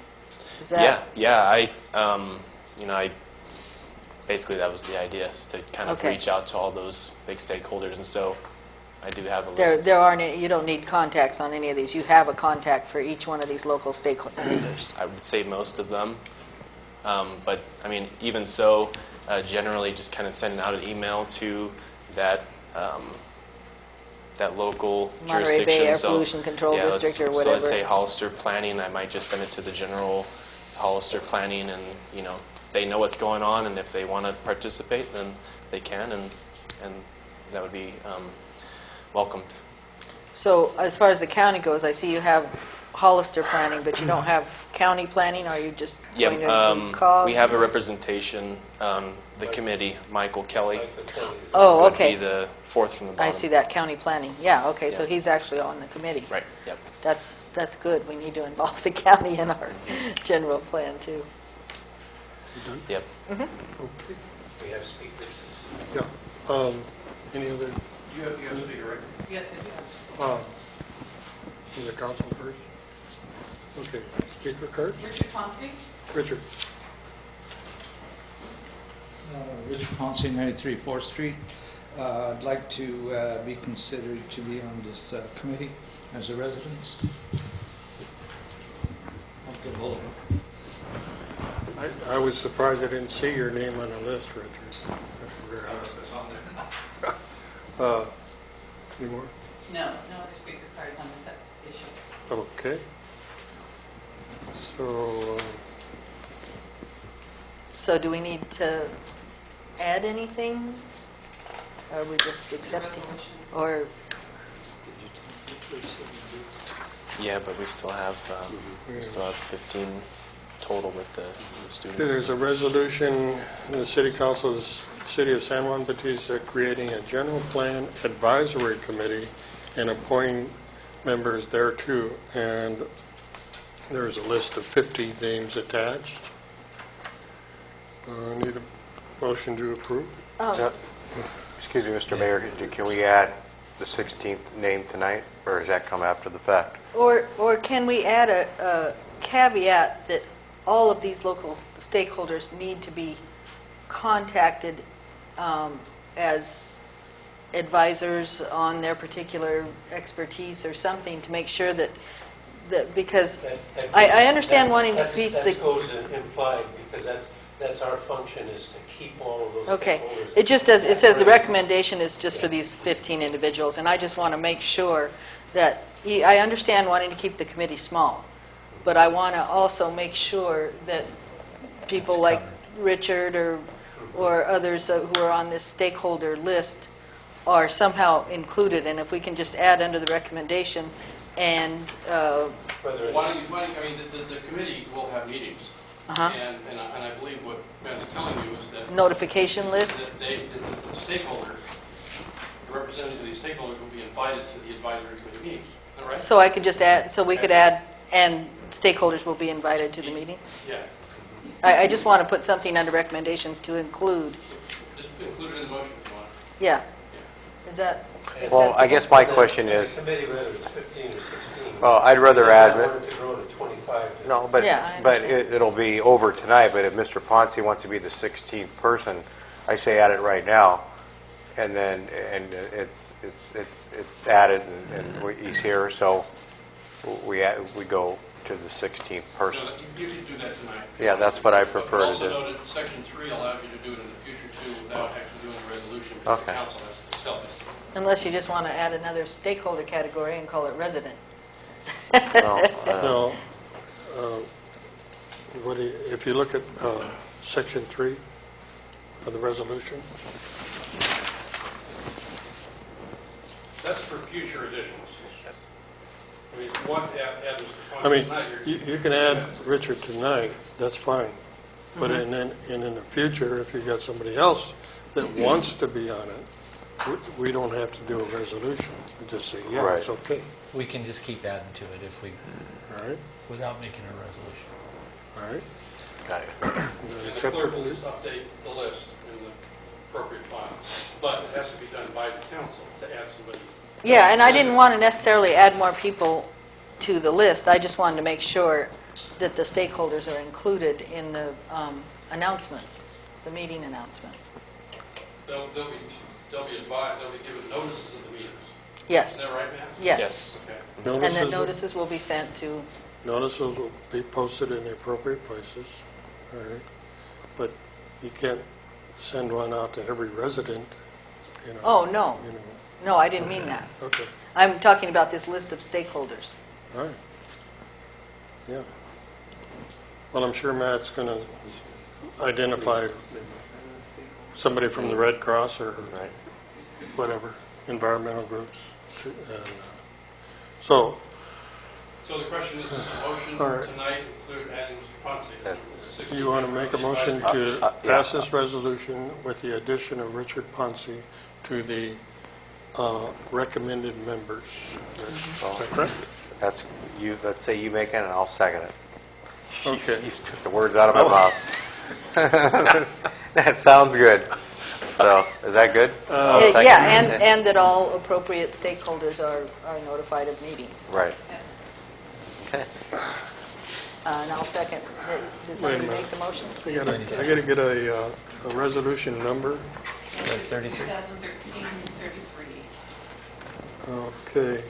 Make a motion to approve resolution 2013-33, creating a general plan advisory committee and appointing members thereto, with the addition of the list of Richard Ponce and the stipulation that all local stakeholders be notified of the meetings. Good enough? Go ahead, Jolie. You can second. Second. Okay, all in favor? Aye. Motion carried. Mr. Mayor, I also wanted to take the opportunity to kind of pitch the community meeting as part of this item. So coming up, we're having a community meeting Tuesday, October 22nd, 6:30 to 8 p.m. It's going to be, again, held at the community center, and there will be food provided. So come share your vision of San Juan Batista's future. The general plan is the blueprint that guides the future development of San Juan Batista. It addresses housing, recreation, tourism, jobs, transportation, historical preservation, and other issues. This meeting will feature small group discussions of what is good about San Juan Batista and what should be improved. This is the first in a series of public meetings to gather public input and ideas. I'm going to put these right by the door so you guys can grab them and keep that in mind and join us on Tuesday night. Yes? So this won't be a meeting, formal meeting of the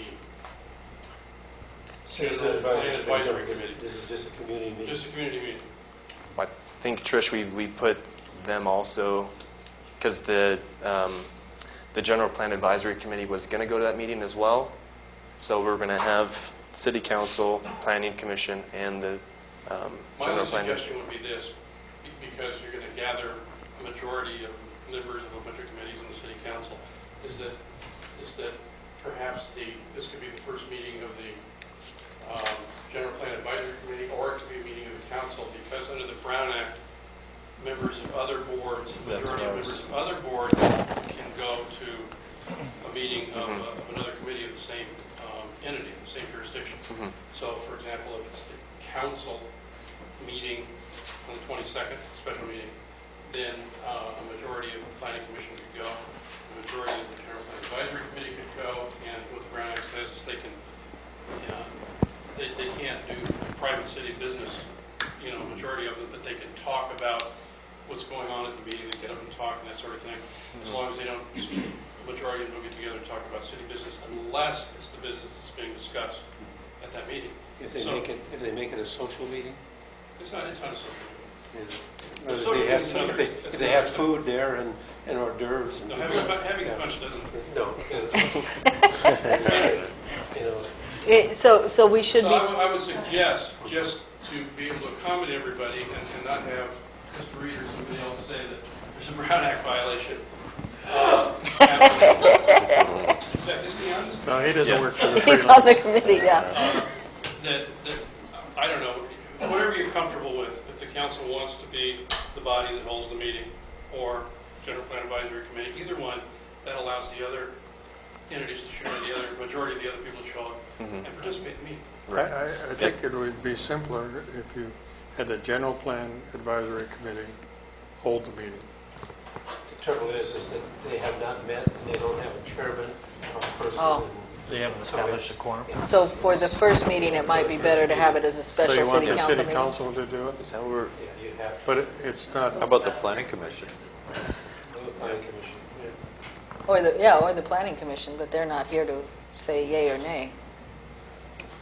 Well, I think we were looking at it as possibly a special meeting, but I know we still need to work out what we're going to call it, because we would like to have everyone from those groups attend, not just majorities. Right. If it's a special meeting, it's got to be somebody that says special council. Right.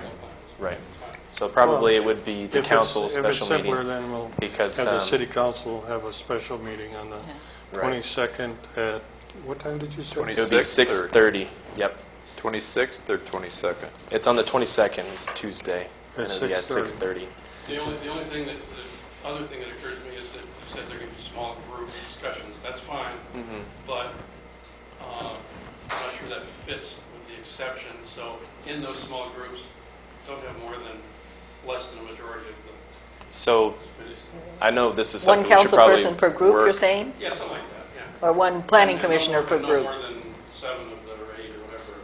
So ideally, I don't know if we should work on this offline, but that basically Cal Poly was supposed to come, and it's supposed to be basically a workshop to kind of get everyone, hey, this is the kickoff meeting, and explaining what's happening, and then break off into separate groups, whatever that might be. But basically that Cal Poly would be running the meeting. So whether we have the city council, we do the Pledge of Allegiance, but then basically Turn it over to the them. consultant Cal Poly would run the meeting, and Okay. Hey, so. Let me see something. There's another exception about an outside agency having a meeting. So it would be more kind of like a workshop. No, it's not so much a formal. just to confuse it, convenience. should the planning 22nd. commission hold the meeting, or it doesn't really matter if the city council or planning commission holds No, we it? can't have it. The plan, nobody's here. Okay, because we need them to say yes. Okay. But I mean, they should be, the planning commission should Oh. be invited.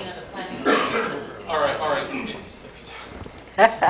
You don't want to do the idea of there being a panel of parties. But there's another exception that says this. The attendance, the Brown Act doesn't apply to ABCD. Attendance of a majority of the members of the legislative body, that's you or the planning commission or the General Plan Advisory. Those are all legislative bodies defined in the Brown Act. At a conference or a similar gathering open to the public and involves a discussion of issues of general interest to the public, Mine shows Tuesday. or to public agencies of the type represented that doesn't apply. It's on Tuesday. Trish, we wouldn't be under a time constraint though, right? I thought I heard. Spell time on this, but I don't want you to go to jail. Attendance of a Thank you. majority of the members of legislative body in an open, It's just the one. publicized meeting organized to address a topic of local community concern by a person or organization other than the local agency. Provided that a majority of the members do not discuss among themselves business of specific nature. I know we've hired Cal Poly to do this, but if the meeting is held by our contractor, they're being a separate organization, perhaps that exception would work. Certainly in the spirit of it, not in precise language. And then you don't have to have council or... Yeah, and then perhaps you instruct the council and the planning commission there is you're there to listen to the community, the facilitators, and the people. You're not to participate and form your own opinion. You're there to gather information. And just to be true to this exception, just be sure that Cal Poly runs it. Yeah. Yep. Okay. You can deal with that, Matt? Yes. That way you won't be calling a special meeting. Because you don't want to send us all to jail. You won't be calling a special meeting through the auspices of the city. It's just that Cal Poly will be running this meeting about the general plan. Right. And that's the subject of general interest. Yes. And therefore, you don't have to put out anything for like your regular agenda. You don't have to do that. But just, you want to put out notices of tax. Exactly. So, Sounds good. Matt, and I would suggest you make those 8.5 by 11s or whatever and post them, on the bulletin boards so that, people that aren't watching this make Oh, that blow it big up a little bigger and Yeah. put it on Sure. the bulletin board? Yeah. We'll definitely do that. It's also in Spanish on the back. Oh, okay, great. I just didn't attempt to read it, was all. So that took care of 6A2, right? Yes. Okay, Mayor, I think our speaker on 5C is here now. Okay. All right, well, let's finish. We passed the resolution. We determined who's going to run the meeting, so we can move on from there, right? Is that correct?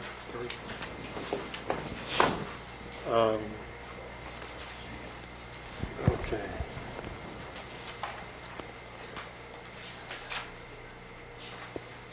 Can I move you to the last?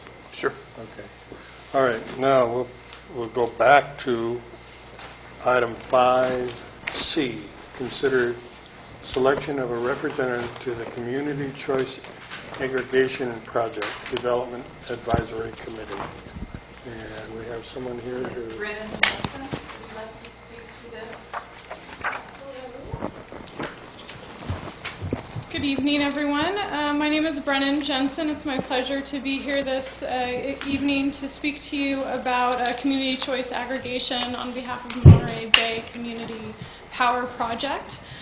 This project is a consortium of local government agencies. It includes representatives from each of the counties, both San Benito County, Monterey County, and Santa Cruz County, as well as many of the cities and special districts therein, who have all come together to try to combine their efforts to look at this idea of community choice aggregation and see if it might be a choice that is appropriate for our particular region.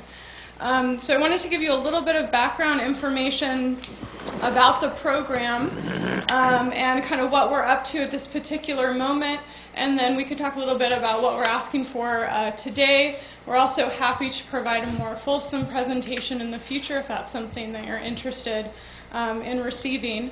There is a one-page kind of summary, and I'm not sure if that was able to be provided. I have some additional copies here as well. Okay. Let's see here. We've been a little bit combined.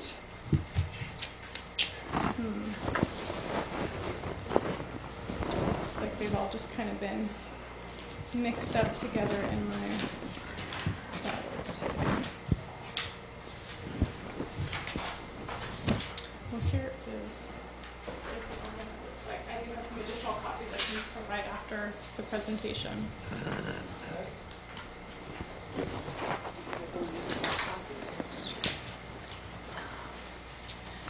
So just a little bit about community choice aggregation. This is enabled by California legislation AB 117. And what it does is it allows local municipalities to be able to purchase and aggregate energy to be able to make that available to consumers of energy, both on the residential side as well as the commercial side, to provide a choice when consumers are purchasing electricity in terms of where that electricity comes from. The existing investor-owned utility, in this case PG&E, still continues to provide the majority of electricity services, so they still provide transmission, distribution, customer service, and repair. Really the only thing that is sort of separated out is just this issue of sort of the purchase and aggregation of energy. Interestingly, energy, about 40% of all energy that is produced in the state of California is actually lost in transmission. So that's just moving energy from one point to another point rather than actually using it to power any particular device, product, or service. And that's really a tremendous loss, both from an efficiency perspective, also from an environmental perspective in terms of greenhouse gas emissions. And so this is an area that has been identified as one of the key areas in our region from a climate action perspective in terms of a potential project that can really have significant impacts in reducing emissions as well as helping to create green jobs and helping to stimulate the local economy. The other real benefit to this is as those consumers then, if they choose to purchase the electricity from the local aggregate rather than the utility, those dollars then stay here in our local community and can be reinvested, and so that provides an economic stimulus. It also provides dollars that can be reinvested in additional projects such as renewable energy projects, energy efficiency projects, and other things that can continue to have to sort of increase that potential benefit. There are community choice aggregation is a little bit new to California, but it has been in existence for decades, and you can see great examples of it across the country. And here in California, Marin Energy Authority has recently launched their program just in the last few years. And they're a really great case study because they've now been up and running for about 3 years. They've got 80,000 customers who are participating in the program. They've been able to pay back all of their debt from their investment, and they're now being able to move forward, increasing the amount of renewable energy that's available for those consumers. So it's been really a win-win in very short order. But in terms of where we are for our communities, we're still kind of in this initial exploration phase. We haven't decided whether or not this is a great choice for our region, and so what the municipalities have done who are participating is come together to try to complete an initial technical feasibility study, and that's the point where we're at right now. That feasibility study is estimated to cost approximately $150,000. But what we've done is we've designed a consortium that will have no impacts on the general funds, so that the entirety of those dollars is being raised by individual contributions and by grant funds. But we do need the commitment of each of the participating jurisdictions to be able to move forward in pulling the data in terms of existing energy use and be able to do the analysis to understand whether or not this is the right choice for our region moving forward. So in terms of what we're asking for today is we're asking for your action and your support in joining this collaborative effort with Monterey Bay Community Power. And that participation can take place in a couple different ways. There's a program development advisory committee that has been developed that has representatives from each of the counties and special districts. You can choose to provide your own representative to that forum that meets on a monthly basis, or empower one of those existing members to act on your behalf. There is already a representative from the County of San Benito, but you're also welcome to provide your own representative or elect to be updated on a regular basis through the minutes and agendas of that committee. That is an official public committee that's governed by the Brown Act, and so minutes and agenda are posted regularly. There's also technical working group meetings that provides additional opportunities for involvement. The other key piece of this is authorizing the use of the data from PG&E. So by signing on, there's some documents that have to be completed, relatively simple, and we have staff to support that effort. That just allow us to be able to see what energy is being used in your region and fold that into the analysis. to determine if it's appropriate moving forward. What we're trying to do at this juncture is make sure that we have as many local jurisdictions in the regions participating so that we can really paint a full picture and understand whether or not this is something that we want to move forward with. In that second phase, that will require more significant investment. But again, as we've seen with Marin County, they've been able to pay that back in very short order and are now in a situation of having millions of dollars that are coming back to their region to be reinvested in these good energy projects moving forward. If anyone has any questions, I'm happy to take them. I'm kind of lost in the why. I read the handout that was in my packet. I wasn't able to read this because I was listening to what you were saying. But I don't understand why we want to assume responsibility for providing energy in our jurisdiction, because PG&E already has that responsibility. Not that I'm happy with them, but I don't see why we would want to go through this time, trouble, and expense. Can you? That's a great question. So first, just to make a distinction, so PG&E will continue to be involved in most of the existing levels of energy provision. So they will continue to do the distribution, transmission. They'll still provide customer service. Essentially, to the customer, they won't necessarily be aware that anything has changed. They'll still continue to get their bills from PG&E. There'll be a new line item that will reference, if they choose to join the aggregation, there'll be a new line item on their bill that just references that. But essentially, their bill won't change. Their service won't seem any different. The only piece that's taken out is just really the provision of the energy, so you're securing which electrons are being provided. And the benefit to that is to be able to have local control over the energy that is provided to our region, to try to get that closer to home, and preferably to increase the amount of renewables that are included in that mix. So presently, all utilities in California have set goals to increase the amount of renewables towards 20% by 2020. Although there's a little bit of backpedaling there, but they're moving in that general direction. With moving down this path of community choice aggregation could provide our region with the ability to increase that percentage, or to get to that percentage sooner than is already scheduled. And also, again, to provide that energy closer to home, which can help to provide additional economic stimulus to our region, rather than relying on large solar fields that are far away from us. We can do more distributed generation, smaller scale, with more community impact for our local residents and businesses. It gives that flexibility, and those dollars then come directly to local jurisdictions that then can be reinvested.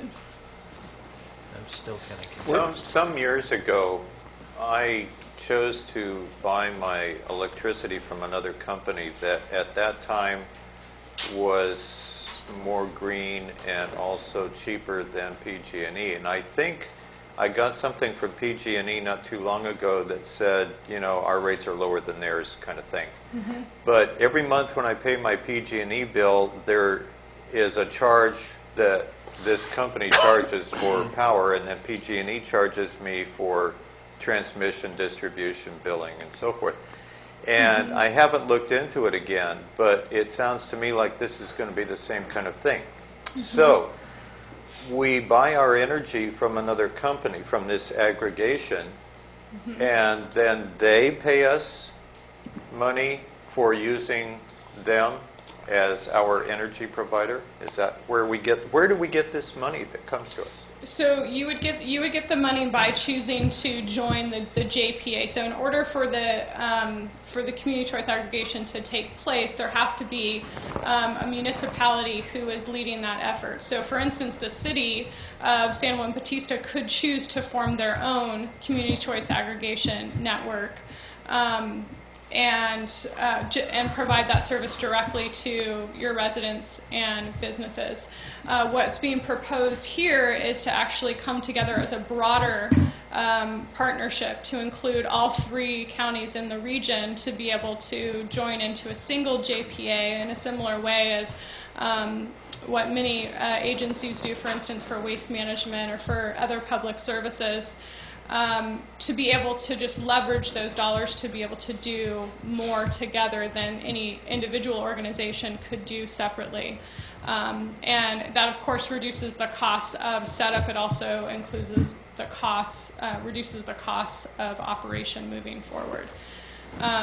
So by joining the JPA, then those dollars are being governed by your agency, and then that JPA gets to choose how those dollars are spent in our local region. I'm still not clear on where the dollars come from. They come from the consumers of energy, so the residents and businesses who choose to say, I want to buy my energy. I want my energy to come from our local community choice aggregation group rather than from PG&E. And each consumer has the choice to be able to join in or to stay with PG&E. And in fact, they can change that at any time too. So there remains that choice moving forward. So for instance, Marin County, when they first got started, they had something in the order of 68,000 customers who chose right off the bat, I want to switch and get my energy from Marin County. And 3 years later, that's now 80,000. And so there's basically a portion of the energy bill then is going to Marin County to be reinvested in both the purchase of new energy on an ongoing basis and reinvestment. In their case, they're choosing to reinvest in new renewable energy production in their area. So we're not seeing a savings. It's I have to go along with it.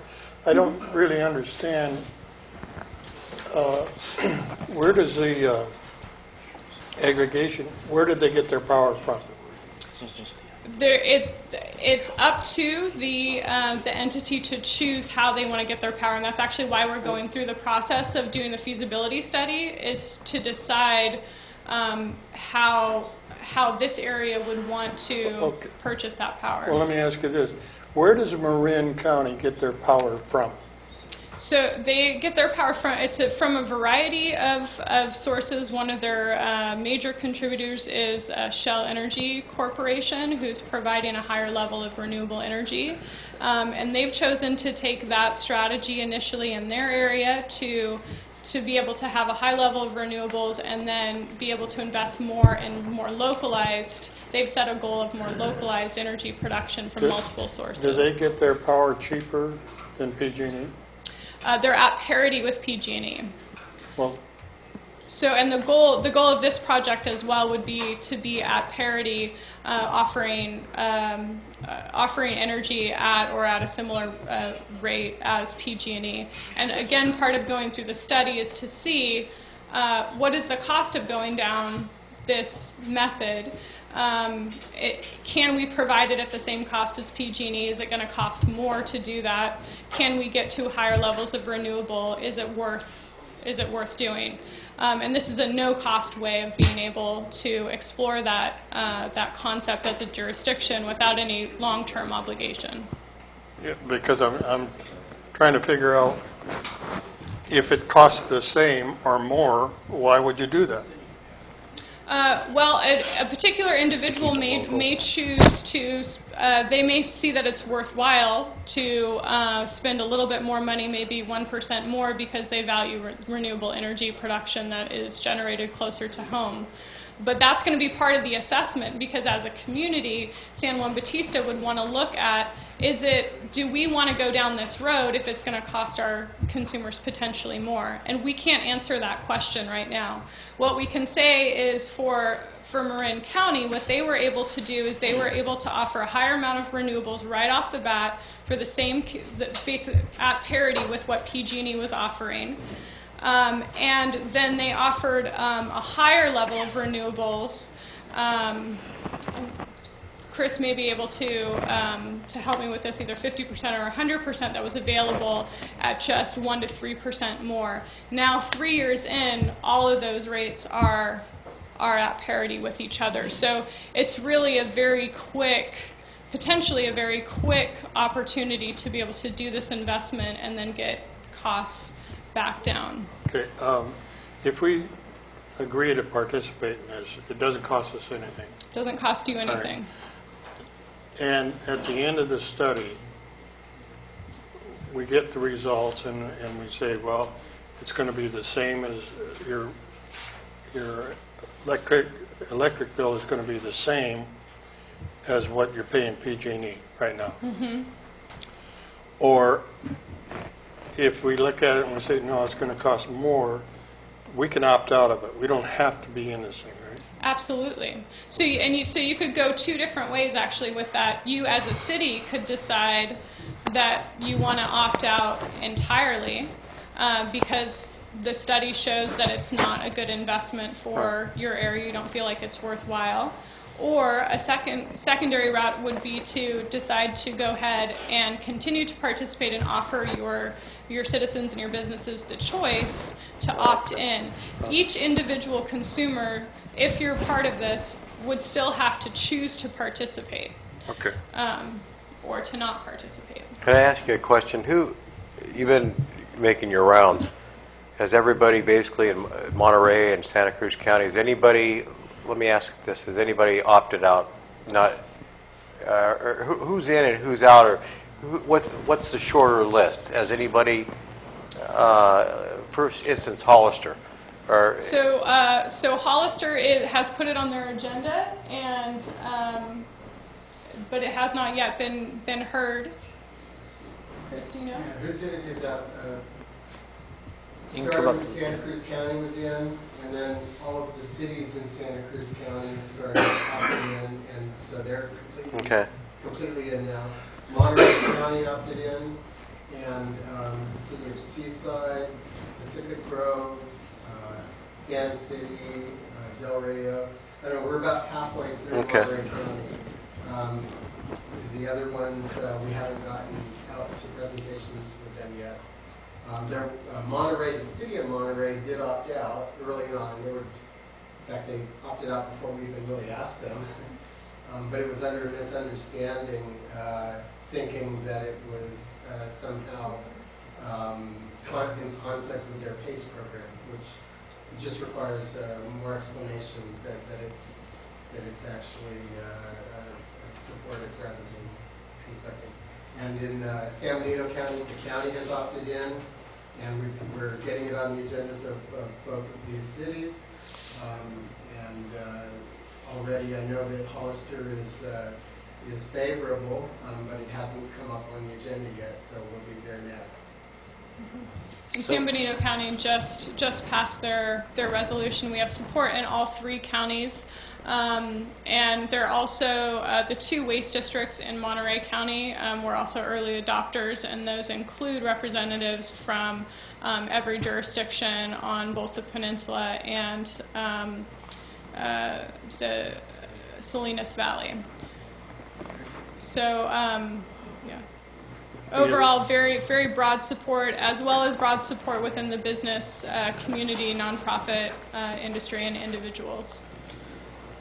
So we're looking to get our energy as local as possible.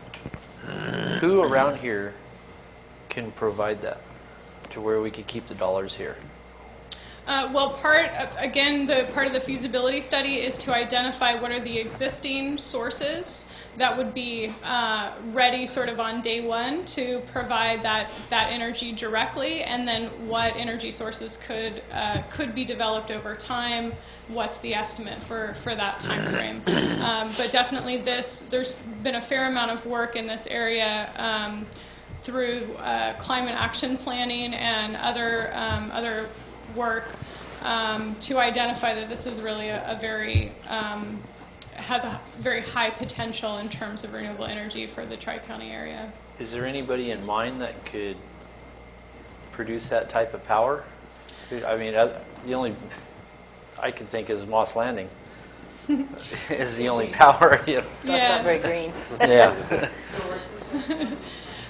Well, part of the goal actually with going down this path is to get to a place with more smaller distributed generation. So looking at, for instance, solar rooftops, looking at small-scale wind, looking at incorporating landfill gas to energy, and other types of renewable projects. So rather than having to rely on big, giant, for instance, solar fields that might be located in the desert or might be located on good farmland, we can look at existing structures that are already in place to be able to do that siting.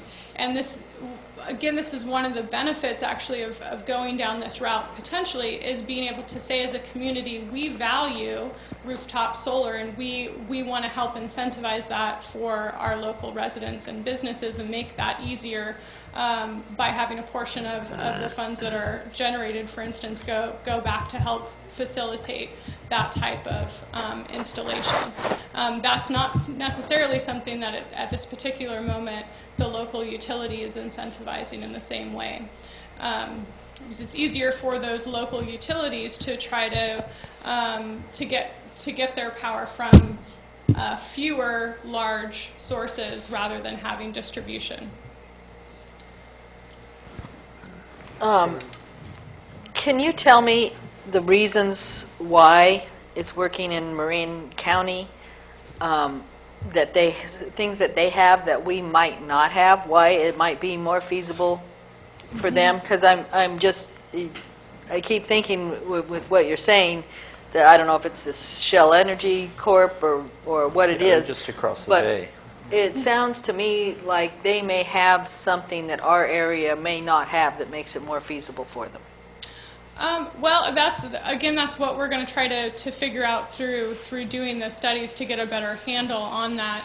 I think actually Marin has taken an interesting approach, because I think they're a region that again is well suited to local renewable energy, actually has a good amount that's already present, but they actually chose to take a slightly different strategy right out of the gate and go with a third-party provider, in this case Shell, that would be able to provide a large amount of renewable energy straight away to be able to establish the JPA and create a high level of solvency to be able to move forward and sort of back towards more localized distribution. So for them, they decided that the priority was control over their energy supply over and above having it all be locally generated.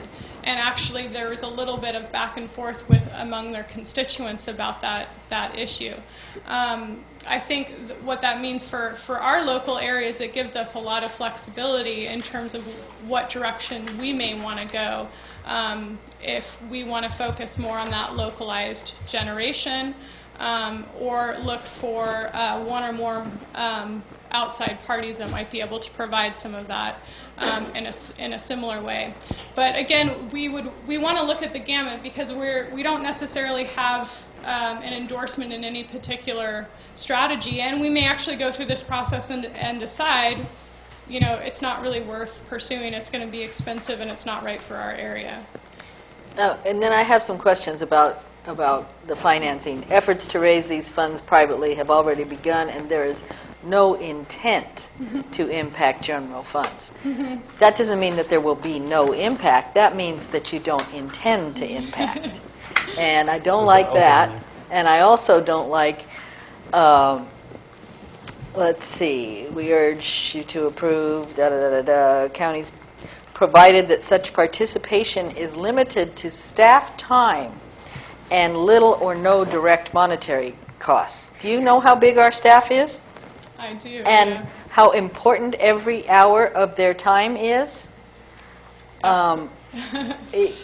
Little staff time adds up to a lot with a staff our size. We're on a skeleton crew as it is. Yes. And I'm not comfortable with it for those two reasons, and also because the example you're giving me sounds like the exception. So a couple comments to that. Absolutely, we understand the particular situation of San Juan Bautista as being a very small city. I actually grew up in San Juan Bautista. My family farmed here just across the street. And so it's something that I intimately understand in terms of what the city faces. At the same time, there's also a general trend in local government towards contraction, and so it's harder and harder for any city to be able to provide that staff time.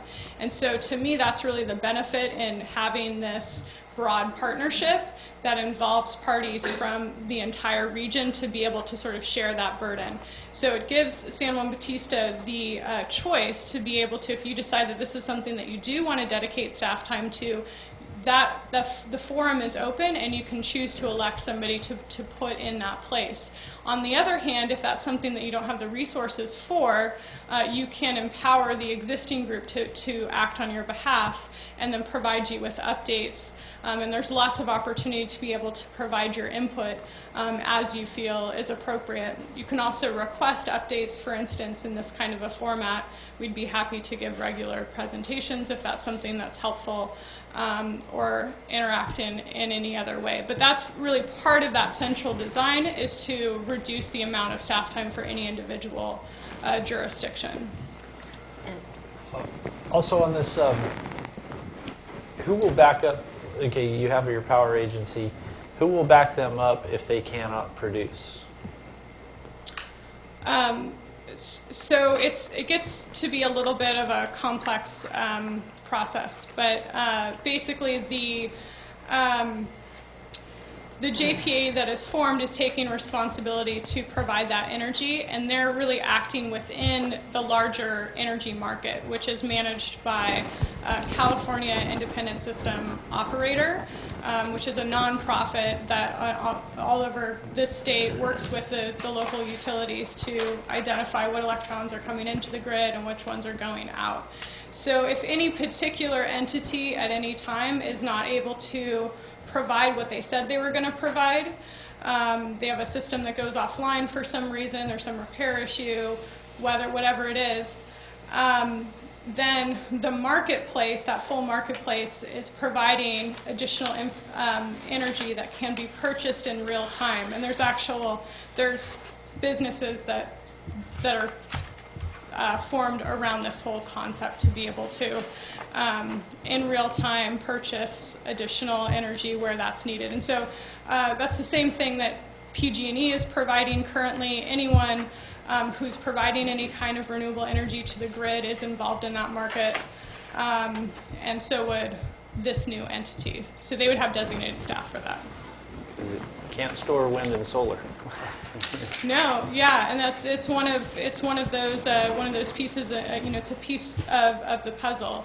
But there are some interesting things that you can do with biomass in terms of being able to convert that into energy that can be more constant.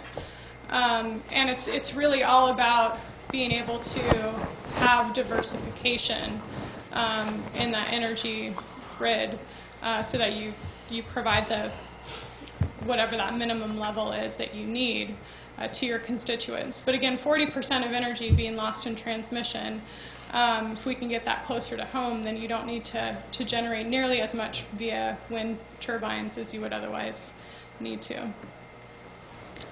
I also wanted to address your other question about the intent of funding. So, and just reiterate that we are not asking for any funding. $0, and we've been very firm on that from the beginning, that there's no general fund impact. We have, however, had certain jurisdictions decide that they still wanted to contribute some amount, and so that's kind of why that language is in there, because some people have chosen through other funding mechanisms to contribute a small amount to that fund. So you're welcome to do that if that's something you're interested in, but you're under no obligation to do that. I had another question. In your handout here, it says CCAs are one of the key strategies to meet projected greenhouse gas reduction targets, while also providing the opportunity to fund and so forth. A question. Right now, are the cities and counties in California charged with greenhouse gas reduction, or is PG&E and other energy providers charged with this? In other words, is it our burden right now, or does it become our burden when we form this CCA? You're not under any increased obligation under a CCA than you would be under your existing jurisdiction.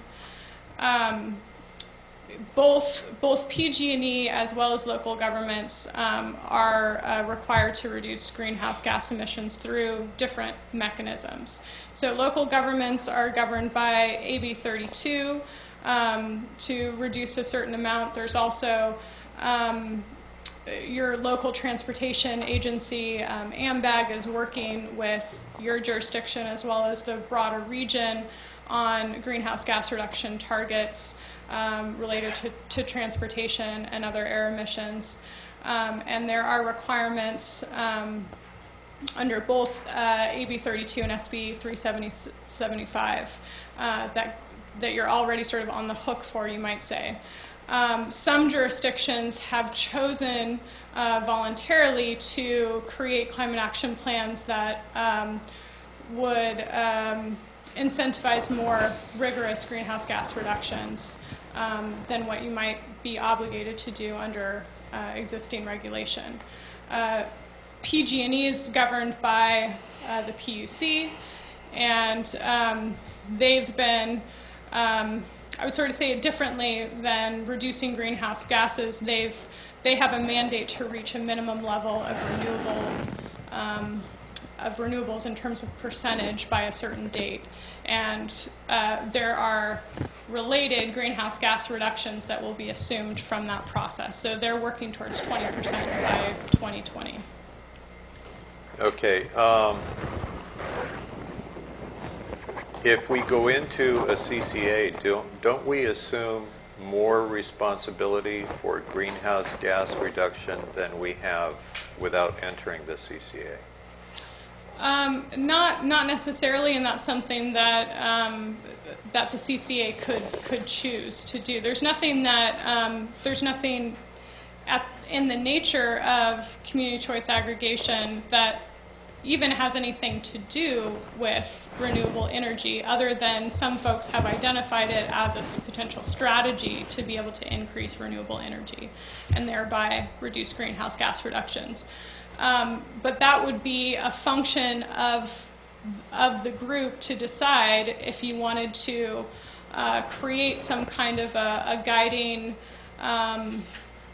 guiding rules and regulations that is going to mandate that entity towards higher greenhouse gas reductions or certain numbers of renewable percentage targets. Okay, I guess what I'm getting at is, do we have this burden now, or do we assume a greater share of this burden when we go into a CCA? There is a small burden that's already on every jurisdiction in California for greenhouse gas reductions. It's a relatively small amount, especially in our area. And certainly climate scientists are suggesting that the numbers, the targets that we should have in mind maybe are significantly higher than that. But in terms of regulation, there is obligation there. It's already in place. By joining a CCA, you're not increasing that burden unless the CCA itself chooses to add additional mandates to that body that would hold it to a higher standard. Okay. I'm going to make a suggestion. This has been going on, getting late.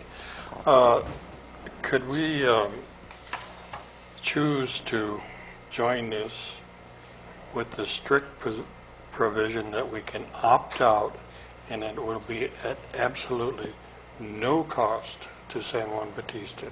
And when I say no cost, I mean money, staff time, whatever.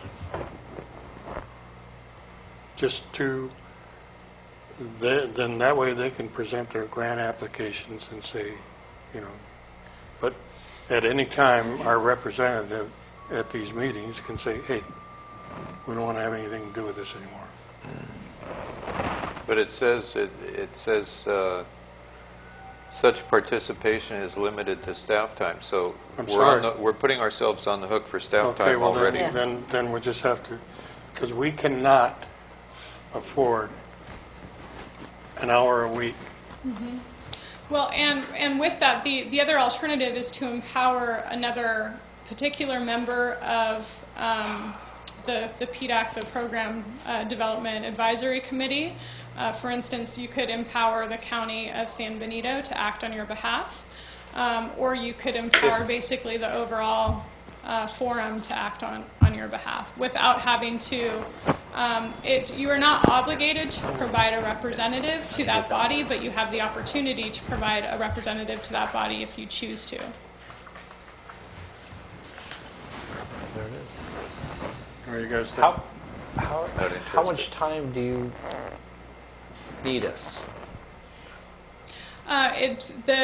Currently, the committee meets monthly. It's approximately a 2-hour meeting. It changes locations from Monterey to Santa Cruz. You could certainly put in a request to have that circulated as well to San Benito County. And so it's a 2-hour meeting once a month at this point, plus travel time. There's technical working groups that you can choose to participate in above and beyond that or instead of. But that would sort of be the minimum commitment if you were attending those monthly meetings. We anticipate those meetings to move to bi-monthly, maybe as soon as March of next year. Once we're a little bit further along in the feasibility study process, we probably won't need to meet as often, and then at some point that might even drop to quarterly. But again, that body helps determine those schedules collectively. Mr. Mayor, I feel like right now we don't even have the time or the staff time to participate in some of the opportunities that are presented by PG&E to go more green. We are involved in some studies of reducing our energy costs by putting in solar and all that would actually be financed by PG&E. And I'm just not sure that we have the time or the wherewithal to participate in this when we can't even participate in what's available to us now. Does it have to be somebody from our staff, or can we have a volunteer? It can be a volunteer, but again, there's no requirement for a representative. So the most basic action could be, for instance, to basically authorize participation by authorizing the use of the load data, so we can pull that, have your localized information included in the study, which is really the goal, because we want to have it be comprehensive for the whole region. We don't want to have these little holes that then would put you in a tough spot to be able to join later on. So basically authorizing the use of the energy data, and then you can choose not to have a representative and just receive regular updates. And those regular updates could be received by a volunteer. That's up to you. Whoever's from the county would just tell them. I mean, again, the way I look at it, there's a lot of things that on the table here in San Juan, and one of them is our limited staff, our limited finances, and if we can help facilitate this thing just by saying, yes, we'll go along with it, but it can't cost us anything. If I can talk to whoever's going to be the rep from the county and say, will you take our proxy or whatever you want to call it and report back to us or give us a copy of the report, I could see going along with it. Yeah, did you say you already had an individual from the county? Yeah. We do. He's a representative from the Public Works Department, and he just joined our most recent meeting last week. I don't Was it have Steve? his name with me. What was his name? George I don't wants to have his say- name with me. George wants to say something. Sorry. George? May I? George, yeah, go ahead. You mentioned a minute ago low data. Yeah, that's all public information, is it not? The particular data that needs to be pulled, there's it requires PG&E requires authorization from the jurisdiction. The city can authorize PG&E to release that Right. for you without being a member of this organization, and is that true? Yeah, I believe that you could do that. What it would to really to be able to adequately do the analysis for your area and make sure that you're included, we would want to have you as a member. Again, you could choose to opt out after the feasibility study is But you would complete. have enough, with the low data, you would have enough information to analyze it as if we were a member, right? I'm not absolutely positive on that. I would have to check. But that does make conceptual sense. Okay. So if you had that and you did all that analysis, we would be available at some later time to consider your request. I mean, since there's some reluctance here, I'm only suggesting just to reconsider your request to join. You're having done all the analysis with our load data and everyone else's. Yeah. Because you wouldn't have done your JPA by then, right? Yes, I believe that would be true. I would want to look into that a little bit further because the worry is that if you're not able to complete the full analysis and then somebody wants to join later on, for instance, it was experienced in Marin County, there was particular cities that wanted to join later on, and they ended up having to basically redo the feasibility study for them at really considerable cost. And so, especially for a jurisdiction like San Juan Bautista, I would hate to see you in that kind of situation. Right, but if it is just a matter of freeing up our giving you information, then you'd have to look at it. Probably do We that. can pull out at any time. But anyway, right? that's something you might want to... That's what it sounds like, yeah. So if we can pull out at any time with no cost or... That's what I say, if we can opt out at any time, and we can do this at absolutely no cost to San Juan Bautista, fine, we'll join the consortium. And if it gets to the point where it doesn't appear that it's good for our constituents, we'll just say, see ya, Well, I mean, if that's agreeable, then... is that agreeable, that we could opt out at any time, even in the Yeah. middle of the study? Absolutely, you can opt out at any time. Do we have that in writing? That's a good question. The only thing on the agenda is, I'm sorry to break in here, but just speed it up a little bit. Consider selection of a representative to the community aggregation blah, blah, blah, advisory committee. Having done that, does that mean we've committed to be a member of anything? Or that we've just committed to show up at the meeting? I mean, do we sign anything or write anything? Well, What do we do? it's been framed a little bit interestingly in this particular agenda packet. Typically, what we've done is we've asked local jurisdictions to pass a resolution that authorizes the commitment and participation in the consortium, and that gives you then the opportunity to designate a particular participant in the advisory council if that's something you're interested in, and make other specific recommendations on that. So that could be an alternative next step, is to actually come back with a resolution. We can put it off until... Well, that's what I was going to... Yeah. George, if we table this now, prepare a resolution to join. No. We do.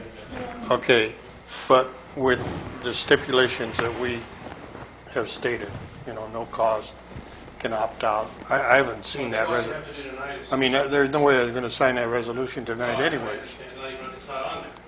you know. It's on the agenda. So really all you have to do is continue this to your next regular meeting, and they'll supply that resolution or maybe Right. some further explanations about what this is That all sounds about. good. And then you can reconsider in November. Okay. Is Does that that work acceptable for- to you guys? Yeah, All right. that's the We're only gonna- thing we can do, We're going to really. table this. And then maybe Look- we can also get answers to the question about providing load stuff. Right. And still be available later. Is that okay? Yeah, I was just going to suggest that if you did want to take action on the particular item that's before you to basically authorize participation via, for instance, San Benito County representative, you could also choose to take that action in the interim and then follow up with a more fulsome resolution at a later board meeting. It'd be kind of nice to know who the county. Let me put it this way. If it's, We will look into it, all right, and then we have your contact information. And when we find out who the county is, and myself or somebody can talk to him and say, hey, are you going to take the load for us? Which it probably shouldn't be anything. I mean, It's just a handoff. additional to him. And then we can go ahead and in our next meeting, after we reviewed the resolution and made anything that we want to, as I say, that we can opt out and no cost, then I'd be more than happy to sign it. But I think I did not realize what this was all about, and I did not realize it was going to take this much time to discuss it. Yeah, my apologies. So- I appreciate your indulgence. But I think that's the way we can leave it. We'll just And- table it for now. On and continue the it. resolution too, we have draft documents, and we can work with your staff offline in the interim to help prepare that for the next meeting to reduce that burden.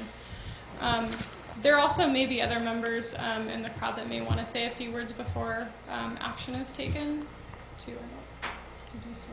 Is there any more? Oh, okay. Are you done with yours? Unless there's other Okay. questions. Yes, I have Chris Collins. Thank you so much.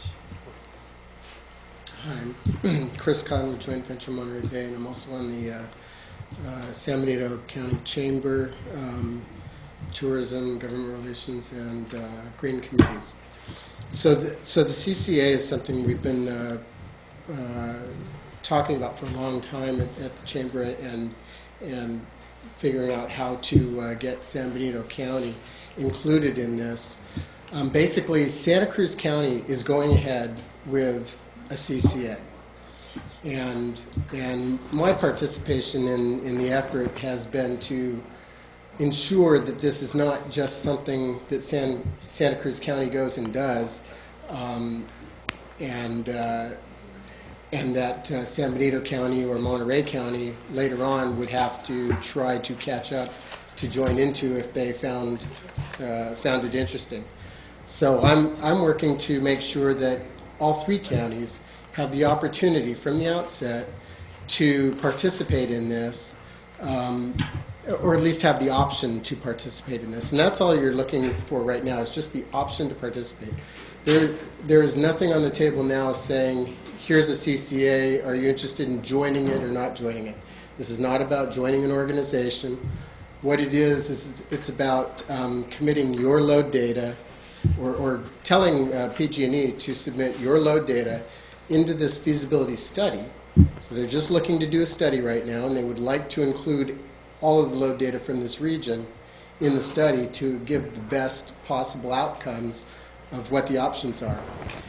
Later on, when the study is done, options will be brought back to all the jurisdictions and say, would you like now to participate or not participate? Here's the numbers, here's what it'll cost, here's the benefits, and at that time you would be deciding if you'd like to be in or not.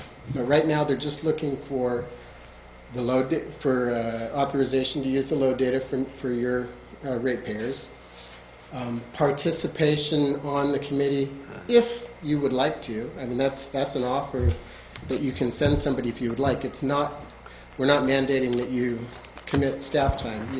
In fact, they're very happy not to have too many cooks in the kitchen. But if you would like to send someone, you may, or you can. As Brennan suggested, you can designate either the county representative, or I'm pretty sure that Hollister will be in this as well, so you could potentially designate their representative to represent you. And I just wanted to reiterate that you're not joining anything now. All of those decisions about whether this is a good thing or not a good thing would be later, after the study is done. Basically, to answer some of your other questions, where's the benefit? I mean, right now, PG&E makes all the decisions about where to purchase energy. You don't have any input into that. They purchase wherever they want. This changes that in that we have a local group who makes those purchase decisions. PG&E still delivers it. PG&E delivers it, and ratepayers pay for it, and then a portion of what the ratepayers pay go out of the area, out of this region, as profits to shareholders. And with this new system, those profits would be retained in the region and available for reinvestment in local renewable energy sources. You asked where could we provide this power from. PV2 is in San Benito County. The Pinoche Valley project. They're down in South County. Pardon? They're down in South County? They're in Pinoche Valley. And that is a 399 megawatt solar, utility scale solar farm. That can provide a major portion of the energy used throughout this entire region. So instead of PG&E purchasing their, 19% renewable energy from Mojave and wherever else they're getting it, we could be choosing to purchase higher than 19%, 20, 25. Marin County started at 25 with rate parity, and now they're just, a year into this maybe? And they're still paying the same rates as PG&E. They've now got 50% coming from renewable sources. They just keep investing in local renewable sources, that additional money. They're not reducing the rates lower than PG&E, but what they're doing is taking their savings and putting it back into renewable sources, so that they're already meeting all of their AB 32 requirements for 2020? Whatever their future requirements are, they've already met it just by It would be set at participating in 2035, this. probably. What's that? 2035 is the target. Yeah, okay, that's right. So at any rate, there are huge benefits, but all of those we don't need to we can't even consider them yet because they're not on the table. We don't know what the numbers are until we do the study. And, oh, by the way, right now there's fundraising going on to raise the funds to cover the $150,000 to $200,000 that it's going to take for this study. And I'm sure you can get the assurances that you'd like that we're not looking for any of the jurisdictions to provide that out of their general funds unless they want to.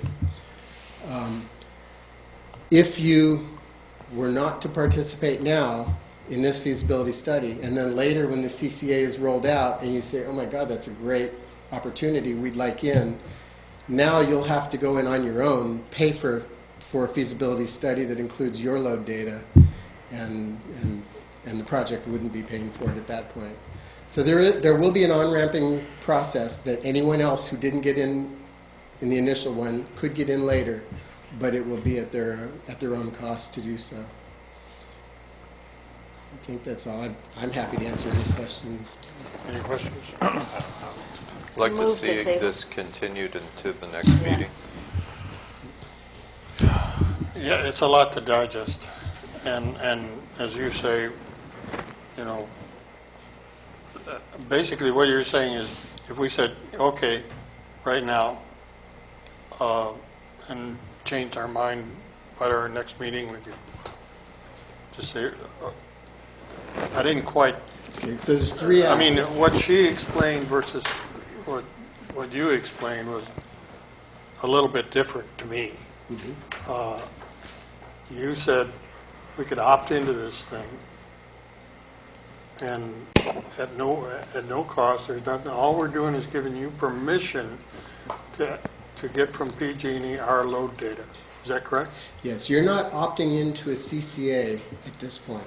All All we're you're doing giving is you saying, is that yes, we permission." would like to participate in the feasibility study. Yeah, but the same thing applies that we just talked about. If we participate in the feasibility signed study anything. and there ends up being costs, then, so it's much better to go with what Rick just said and put it off to next meeting, I think, for us. I agree. So, and It's a lot to again, digest, and I we don't have Yeah. the resolution anyway. Yeah, I would, Okay. Councilman Edge said, I prefer to. Yeah, we have sample resolutions Yeah. and staff reports with Yeah. all the background, and I'm sorry that you didn't have that prior to this Yeah. meeting. But we can provide that, work with your staff. And basically, you know, we're not really asking for money from the jurisdiction or staff time from the jurisdiction. We're just allowing you the opportunity to, Get all the materials in the city manager. Well, I mean, as soon as you can, that'd be great.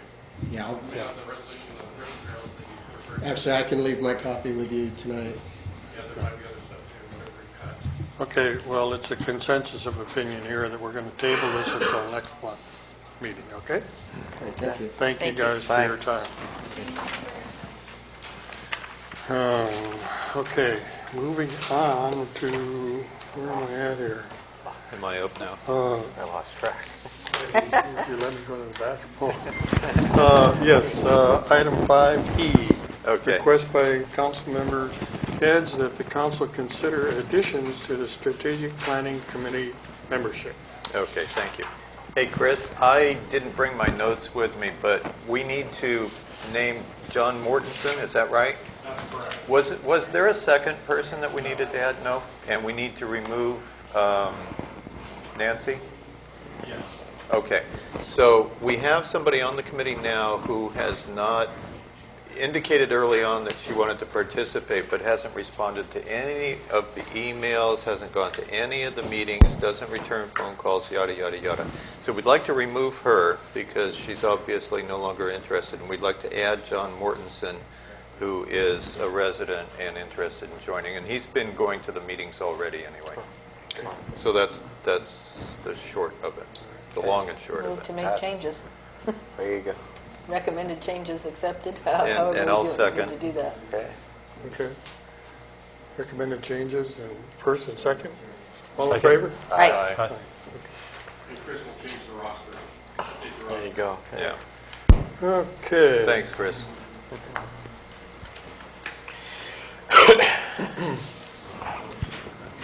Paper bags. Kept or, Chris here for a plastic long time bags. for one question. I know. Well, he didn't know I was going to ask him. I Right. forgot to bring my notes with me.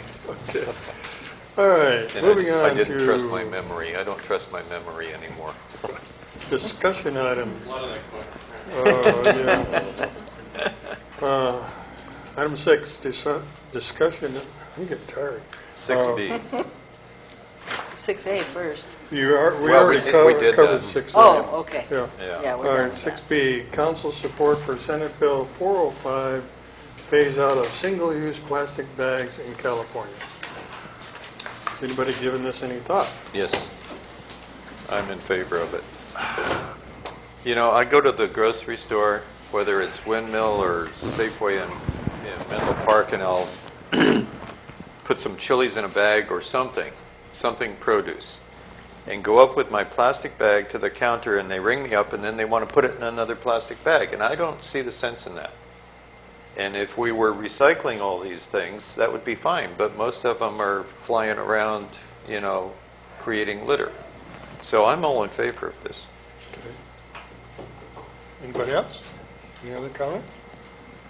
I would. Oh, I forgot to ask you, were there any speaker cards? No, there were no speaker cards, other than Chris speaking Oh. on the last item. Okay. And I'm sorry, nothing on the strategic plan. And bear in mind that this is single-use plastic bags. You can still have a plastic bag that's reusable bring in, or a cloth bag, or, but it's single use where they, and then basically you throw them in the garbage can and then they end up in the solid waste. Well, it is kind of I think interesting when you go overall- to San Jose. My wife has one store, grocery store she likes to go to and get stuff. And every time I pull up and she walks in and then she comes back out and says, are the bags in the trunk? They don't give you anything. Yeah. I mean, you got 6 loaves of bread, you're going to walk out with 6 loaves of bread in your arms. A lot of cities are banning plastic in the grocery stores. And it kind of makes sense to do it from a state level. It forces people in the long run to start thinking about reusable bags, to bring them on there, and then you eliminate it. I think overall in the long range, it's probably good policy. The only thing you like the bags? I like Well, the only thing I disagree with is the recycle thing, because a lot of us recycle them at home and get multiple uses out of our bags, exactly. including That's why I like picking the up bags. doggy doo. They're perfect. They're perfect for that. If we ban plastic bags, what are we going to use for the Yeah. dog park? Somebody will make them and sell them to you. Yeah. You can buy them. And there's still going to be plenty of plastic bags around for other purposes. Like you said, they're not getting rid of anything except for those ones with the little handles that they give you. Yeah. I mean, in I the like stores, putting the so. produce in a plastic bag as opposed to a paper bag. But maybe we can take that plastic bag and put it into a paper bag Yeah. instead of the plastic into a plastic Yeah, bag. they're not eliminating the Yeah, produce I mean, bags. and they're small, weak bags, so they put like 1 and 2 items, and you're walking out with 40 bags. Yeah. So I'm sure Jim would like to cut his expenses at the windmill. Well, I'm sure he'll pass it on. but I think the reason those Well, plastic yeah. bags came in was to cut expenses, because paper bags cost them more. Yeah. If the council directs, we can put this on the next agenda as a resolution and bring it back That to you. sounds good. Okay. Yeah. I'm Yeah, sure because we- really they're just attacking it from a state level instead of having everybody do it. All right. Are there any, in their jurisdiction? Speaker cards on 6B. No, I have no speaker cards on 6B. Okay. All right, then moving on. Comments. City Council. Jolene? We on comments already? Thought there was one more thing. Okay. already? Already, yeah. No, because my comments were all about the Luck Library Museum and the great You already did newspapers and we already Yeah. discussed all that We jumped stuff. over it so because we already did that. What did we jump over? We jumped over that because we did it already. Oh, yeah. Yeah. yeah, and we already discussed all the what's the date on that meeting again? Just 22nd, 22nd. 22nd of October at 6:30. 6:30. There's a flyer in Yeah. in the packet. Yeah, but I just flipped past it. Now I'd have to go back and find it. Okay. So no, Is the that- the is Luck that the- Library event was very successful Is and that wonderful. the gist of your comments? That's the gist. I'd like to go home. I have none. Robert? For you, Tony, nothing. Yeah, I do have. Number one, I made a comment a few months ago about getting up to date with the minutes. And if we could spend some extra staff time and get caught up with the minutes, and then every month there would only be one meeting that would have to be done instead of 2. Last month we had minutes from 2 meetings. So wouldn't it be simpler if we catch up and stay caught up forever? That's number one. Number two, I've gotten some emails from somebody whose name I won't mention right now regarding the tax sharing agreement, sort of, but more specifically the urban growth boundary that we're talking about on San Juan Road over by Diaz's property. And what I would like to know, I'm just trying to refresh my memory, there's more than one piece of property involved in our efforts to get those properties annexed, right? Isn't it the pellet softener plant and the piece of property that I believe Dave Wyrick might have a piece There's of? 4 parcels involved. 4? Okay. City of our well site is 1. Dale Koch bought the Vaccarezza piece. Then there's the Wyrick piece. And then there is the Ottoboni piece. And it's a total of about 18, 14, and, you know, right about 50, 49, 50 acres. We adjusted the growth boundaries from the southerly boundary of the Hollister-San Juan Road to their southerly boundary and encompassed that.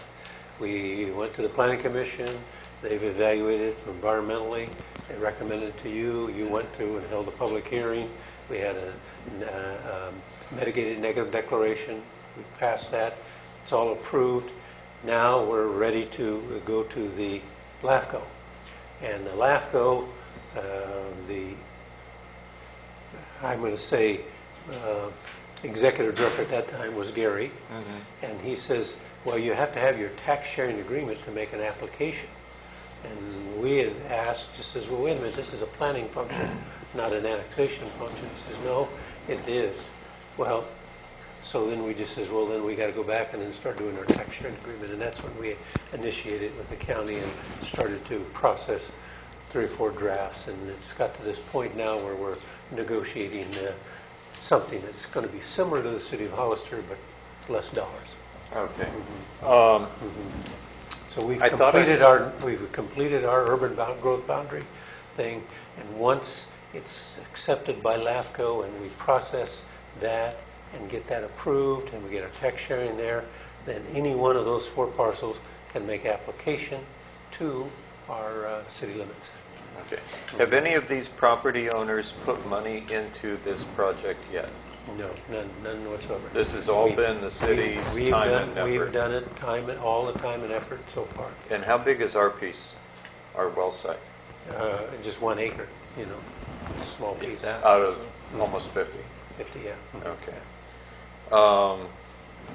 And so, going forward, at what point do we charge these property owners for their share of the costs? We've documented our time and effort to do the urban boundaries, and once we go in front of LAFCO and it's approved and everything, when they make the application, then we will prorate and then we'll charge them a prorated share of the cost of what we've done so far. At the point of? At the point of annexation. Annexation, okay. Yeah.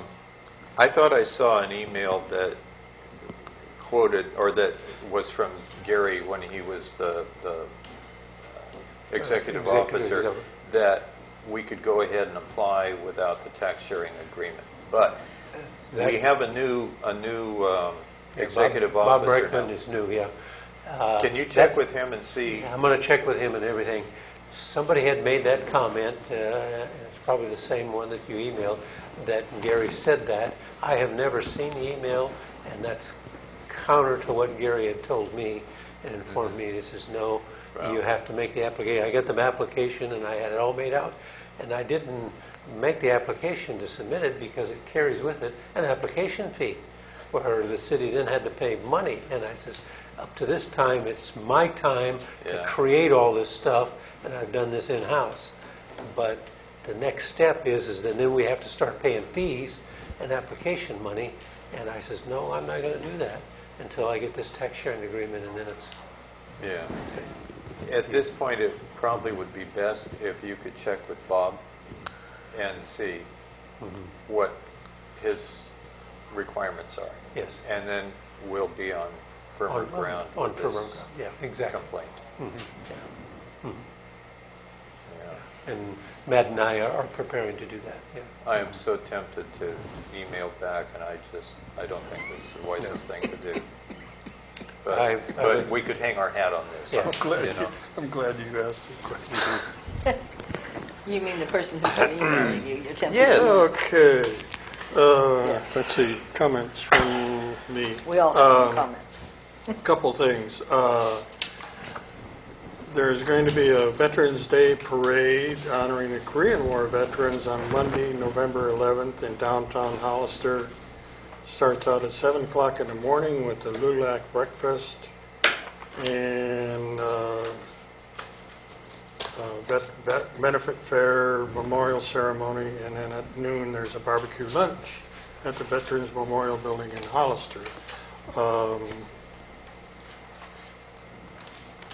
I had been approached, the local VFW, they never came in and asked, they were talking about, they wanted to put a car show on next month, but No, I they've told them. teamed with the Salinas group, and they've chosen May 17th, but that's in conflict with the rib cook-off, and so we're asking them to pick another date the week after or the week before. The week before is Mother's Day, and we don't want anything on there, so it would have to be May the 24th. Okay. That's where we're at. Yeah, well, they approached me out at the library there, and I said, well, you know, you have to get on the agenda, and we have to close the street, and and they hadn't even done that. And they're talking about next May the 17th or 24th. So they've come in and then inquired, and we told them that if they want to get a reduced fee, that then they have to team with a local nonprofit. And the other thing was, Andy was there this morning too. I don't know if everybody's noticed it, but this wall got painted, the new addition got painted, and Roger has, you know, with our approval, has negotiated with the painter that they could repaint the front of the building and this back wall, basically do everything for an additional $2,500. Now,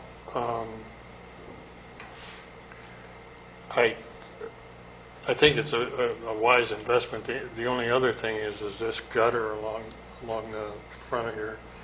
It really needs replacement, but that's going to be kind of expensive.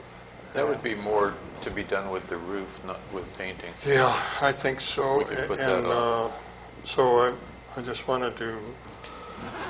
I know we can't take action on it or anything, but I just... Roger could spend up to $5,000, Right. can't he? Yeah, Mayor I Baca. mean, if we direct Roger to... He doesn't need direction, and you can't direct him. It's not on the agenda, but I mean, if he, Yeah. 5,000, Roger? Yeah, I'm pretty sure he's authorized up to 5,000, so. See, Andy and I decided that we don't need new lights and speakers in here, so... We already cut into half of it. I said, well, let's take the other That's right. 1850 and just Robert, is finish this the thing. fire department participating in the Halloween event? We were going to meet on that. We'll probably have an engine out with staffing. Great. And October 31st, Halloween, I forgot. Somebody ought to mention that one. yeah. There'll be a downtown event, and fire department will probably be participating. Yes. Oh, you mean the little kiddies? Yeah, the Halloween night event Okay. downtown, and they're doing it on Halloween, which I believe is a Thursday this year. And then I will end my comments with, again, thanking Roger for doing the barbecue Saturday and for providing all the materials. And Mr. Mayor, I'd like to just, Matt and I have, of course, we received a preliminary plan from the San Juan Oaks, and we've developed some talking points on that, and I just want to kind of refresh your ideas on there. First, it's a very comprehensive and large project that involves 1,099 homes, a 200-bedroom hotel, and 200-room hotel, a commercial center, and lots of parks and amenity center and stuff. And we feel that this is a scoping EIR where they're looking for input, and we've looked at the thing that it could have some impacts on the city of San Juan, and we said the project of this scale has just as much impact on Hollister as it does San Juan. San Juan should be considered in the future conversations for development. When does the previous EIR from the San Juan Oaks expire, and what are some of the conditions that the previous San Juan Oaks has? Single access to the proposed project area can be very big disadvantage to the day-to-day circulation and emergency situation, particularly when it comes out on Union Road. What is included in the neighborhood commercial area, previously based on daily services, could cut down on trips from the off-site and greenhouse gas emissions. There is an auto independent project. It's basically where you have to go there in automobiles. So the migration to it there is very critical for a new community, and it should feature and emphasize more walkable and more pedestrian and golf-friendly avenues and circulation. You know, improvement of Union Road is critical and absolutely necessary, since the improvements will need to be made all the way out to 156. Consider even a grade separation at the intersection of Union Road and 156 to eliminate the congestion. Meander sidewalks and bike lanes and make them throughout the streets internally would be very crucial, and particularly to connect to the commercial district and the hotel and the clubhouse, where they have access to where they can walk, bicycle, take golf carts. You know, trip generation for primary access would require at least a 4-lane road to the San Juan Oaks, you know, coming and going, because not only you have 1,099 homes generating traffic, the 200-bedroom hotel, as well as the golf and clubhouse. You know, where's the sanitary sewer system going to go? They have to have a sewer treatment plant and discharge. You know. What about the water reservoir and fire hydrants and fire stations and fire capacity? I think that was in their plan to have a fire station. Yeah. In the first one, but it's not reiterated in this one. Not in this one.